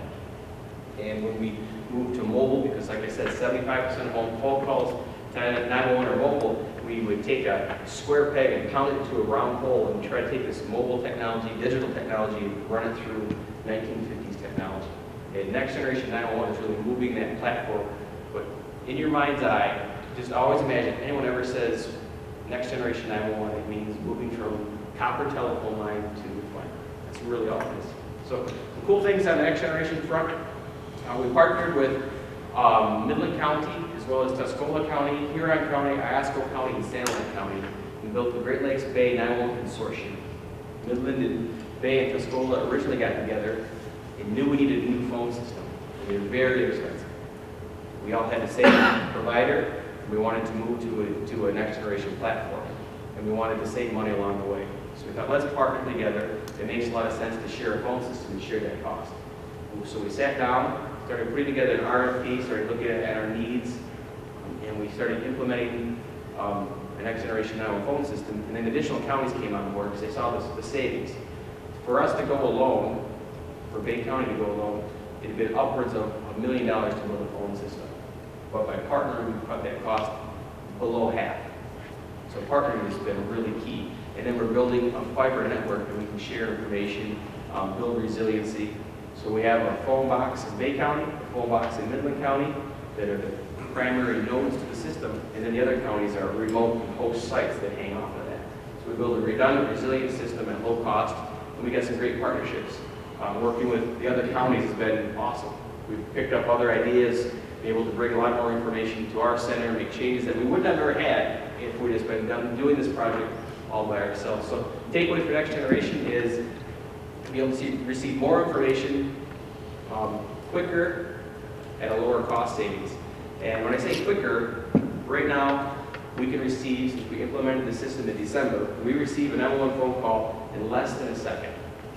And prior, it took about 4 seconds for that call to come in. Now 4 seconds doesn't seem very long unless you're on a, you're on a Bronco Bull or something like that. 4 seconds doesn't seem like a lot. But imagine your son, your daughter, your grandson, your granddaughter in crisis. Broken a leg, they're all alone, they're at the house. Okay, imagine that. Now just give that a thought. Close your eyes, think of that, and then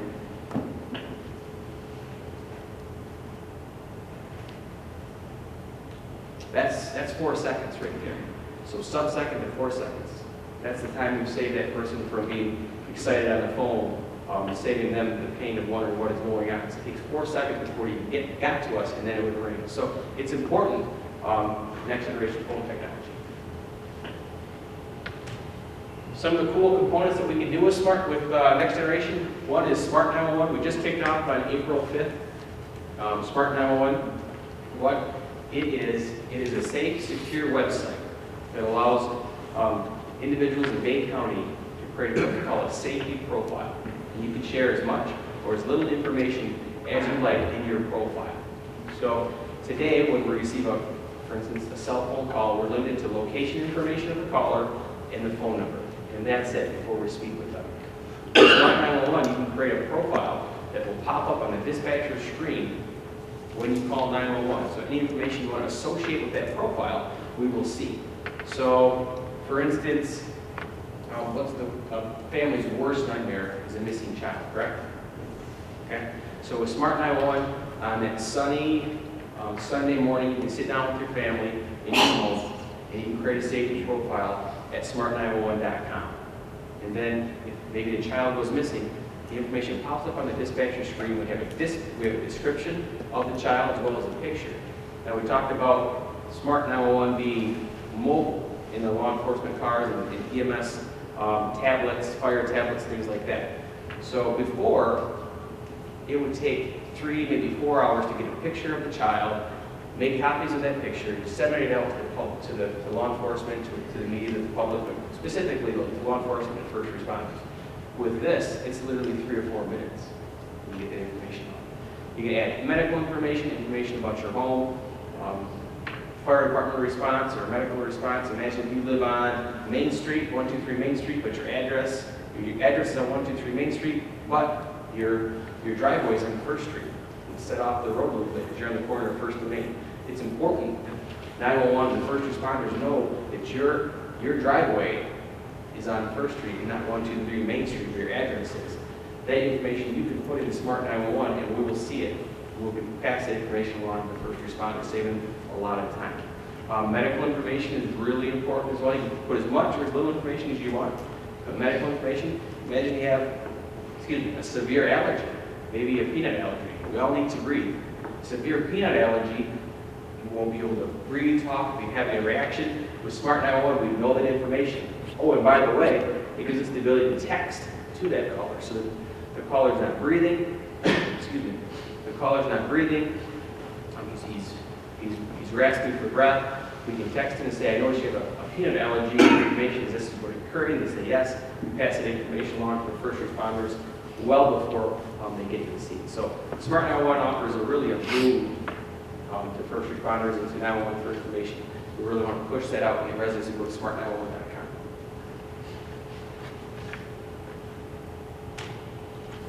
Another big piece we've been working on is improving radio systems and communication. Over the last 7 years, we've invested well over $2.5 million in 800 megahertz radio system. The state of Michigan, the MPSCS system, is the largest land mobile radio system in the world. There's literally tens of thousands of radios on the system, and we moved towards the 800 megahertz radio system starting about 7 years ago, and have got now 600 plus radios. Every single first responder in Bay County is on that system, and that's been a great enhancement to communications across the county. We enhanced our fire paging system beginning about 2.5 years ago. Ryan and I worked together. Ryan received a sizable grant from Brightbird Energy and allowed us to add 2 additional towers in Bay County. The tower to the very south on the map you see is in Munger, the Merritt area, and then way in the middle in the Colquhoun area. Now, if you can imagine those 2 dots being removed, our coverage was greatly diminished. And the reason why is the FCC, quote unquote, narrow banded frequencies. It diminished our coverage area. So we needed to change the way we did business, and we added towers in. Ryan was able to receive $167,000 from Brightbird Energy to put those towers in. So it enhanced our coverage and got us back up to full county coverage. Another one that we're dabbling in, Ryan and I are putting together a packet called Radio over IP. It's allow us to receive radio over our phones. So not a use as the backbone of the system, but kind of an enhancement. That's something we're working on this year.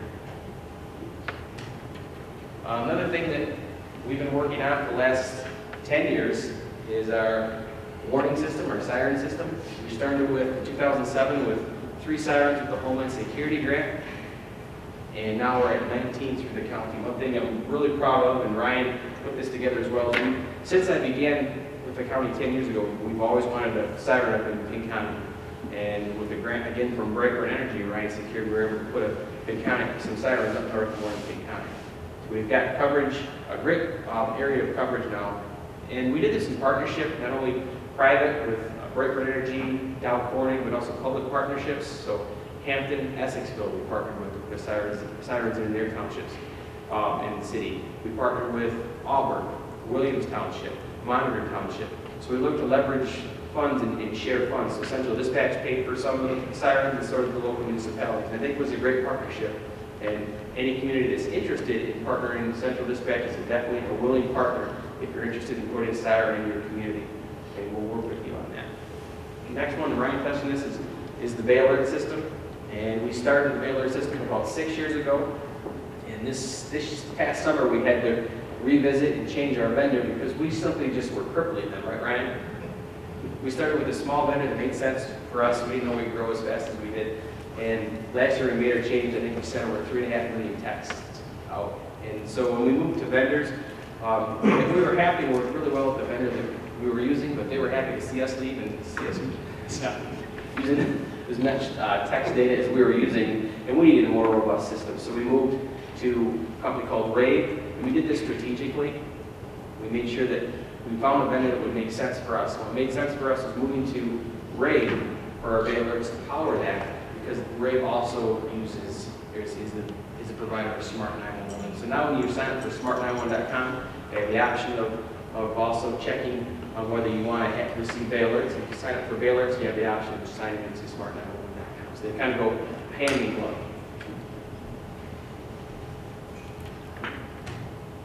And lastly, but not least, is cost and life cycle planning of equipment. We support a lot of first responder equipment as well as first responder equipment or equipment for 911. And just to kind of do some quick math in your head, we have about 600, 800 megahertz radios in the field like we talked about, and they average about 3,000 apiece. So replacement and life cycle planning for 1.8 million just in radios. And then you've got MDTs, which are those nice laptops in cars, tablets, those things. They all cost money. They're not expensive. So grants, partnerships, things like that are very important as we continue to look to enhance the communication system in the county in life cycle planning. With that, that's my brief presentation about 911 and where we're going. Again, Smart 911 is kind of a brand new launch that we're doing, and we just kicked off in April 5th of this week. So I encourage you to sign up. We'll put information out to your residents in your community and get the word out about Smart 911. We want to make it as ubiquitous as now when we have, go to schools and kids know about 911. We need to let everyone know about Smart 911 as well. Make sure everyone signs up for the system for the ambulance teams. With that, I'll open up to any questions that you have. Of course. I signed up for this Rave 911 system several months ago. Do I have to redo it again? You do not. Rave is actually a national system. There's more than 30 million people signed up, so it's cutting-edge technology, not bleeding edge, which is good for us. So if you sign up, you're already signed up for the system. And then anywhere in the country that you travel to, if they also have the Smart 911 system, so let's hear Miami-Dade County, and you call 911, your profile will pop on their dispatcher screen if they have the system. There's a number of dispatch centers across the state that have it. Tuscola County just went live with it at the same time we did. There's probably, I would guess, 15 or 20 counties within the state of Michigan. So no, you don't have to sign up again. And wherever you travel, if they have Smart 911, call their and pop. All right, what if you're, for whatever the reason, you have your number blocked on your phone for, like I said, whatever the reason, does that cause a problem? It shouldn't cause a problem. It will still pop up. We'll see that information because you provided that to us. Right. So, irregardless of whether my ID shows up on the other end, does not matter? At least with the 911? Purposes, it will still show up. Okay. Thank you. Right. Do the dispatchers have any training with P's and understanding of that, with the emergency alerting and the like? Yeah, the P's phone line, the 800 line is in our procedure manual, and if they get a spill or information, they will notify you. Yes, sir. I thought you said that when somebody calls 911, first thing they will ask, the dispatcher will ask is, where's your emergency? Sure. Wouldn't it be, what's your emergency if you already know where they are from a mobile phone? Because of the way that the communications, right now, the location, when we receive location information, it's imperative we still ask the where. And the reason why is everyone is under the assumption that when 911 receives your call, it's GPS information, right? I'm assuming that's what everyone thinks. That's not the case. We actually receive your location based on triangulation of at least 3 towers. And depending on the distance apart those towers are, is the worse our reception is going to be. For instance, Bay Township. We love to be on the Bay. It's an awesome place to live. That's why I like to be in Bay County, live in Bay County.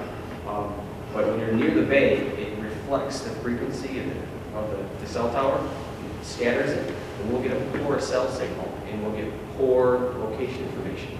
So FCC guidelines has us, I think it's by, I can't remember the specific year, but it's within 100 meters off of accuracy. So it's really important we ask, where are you? If you're inside of, say, a mall or a multi-level building with heavy bricks, a thick building, we might not even get the location information. So again, it's really weird when we ask that.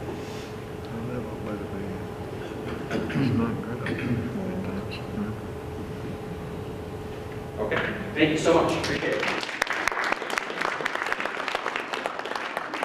Thank you, Chris. I'd like to thank our other presenters as well. Thank you for coming today and sharing with everyone your individual role as well as the role of the agency that you do work for. Just a few quick things before we get going.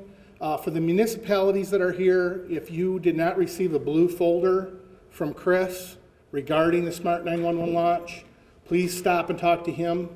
He has some information for you, and what we're asking is a partnership with the municipalities so that you will put the information on your websites, you'll put the information out to your list servers and provide that information to the citizens within your municipality. The other thing is if you did not get an opportunity to sign the sign-in sheet, if you would please stop up here real quick before you go. I just need that for reimbursement purposes. With that, I would again want to thank all of you for coming and spending some time with us. I hope you learned a few things. And again, if you have any questions, comments, concerns, please get a hold of me directly. With that, thank you.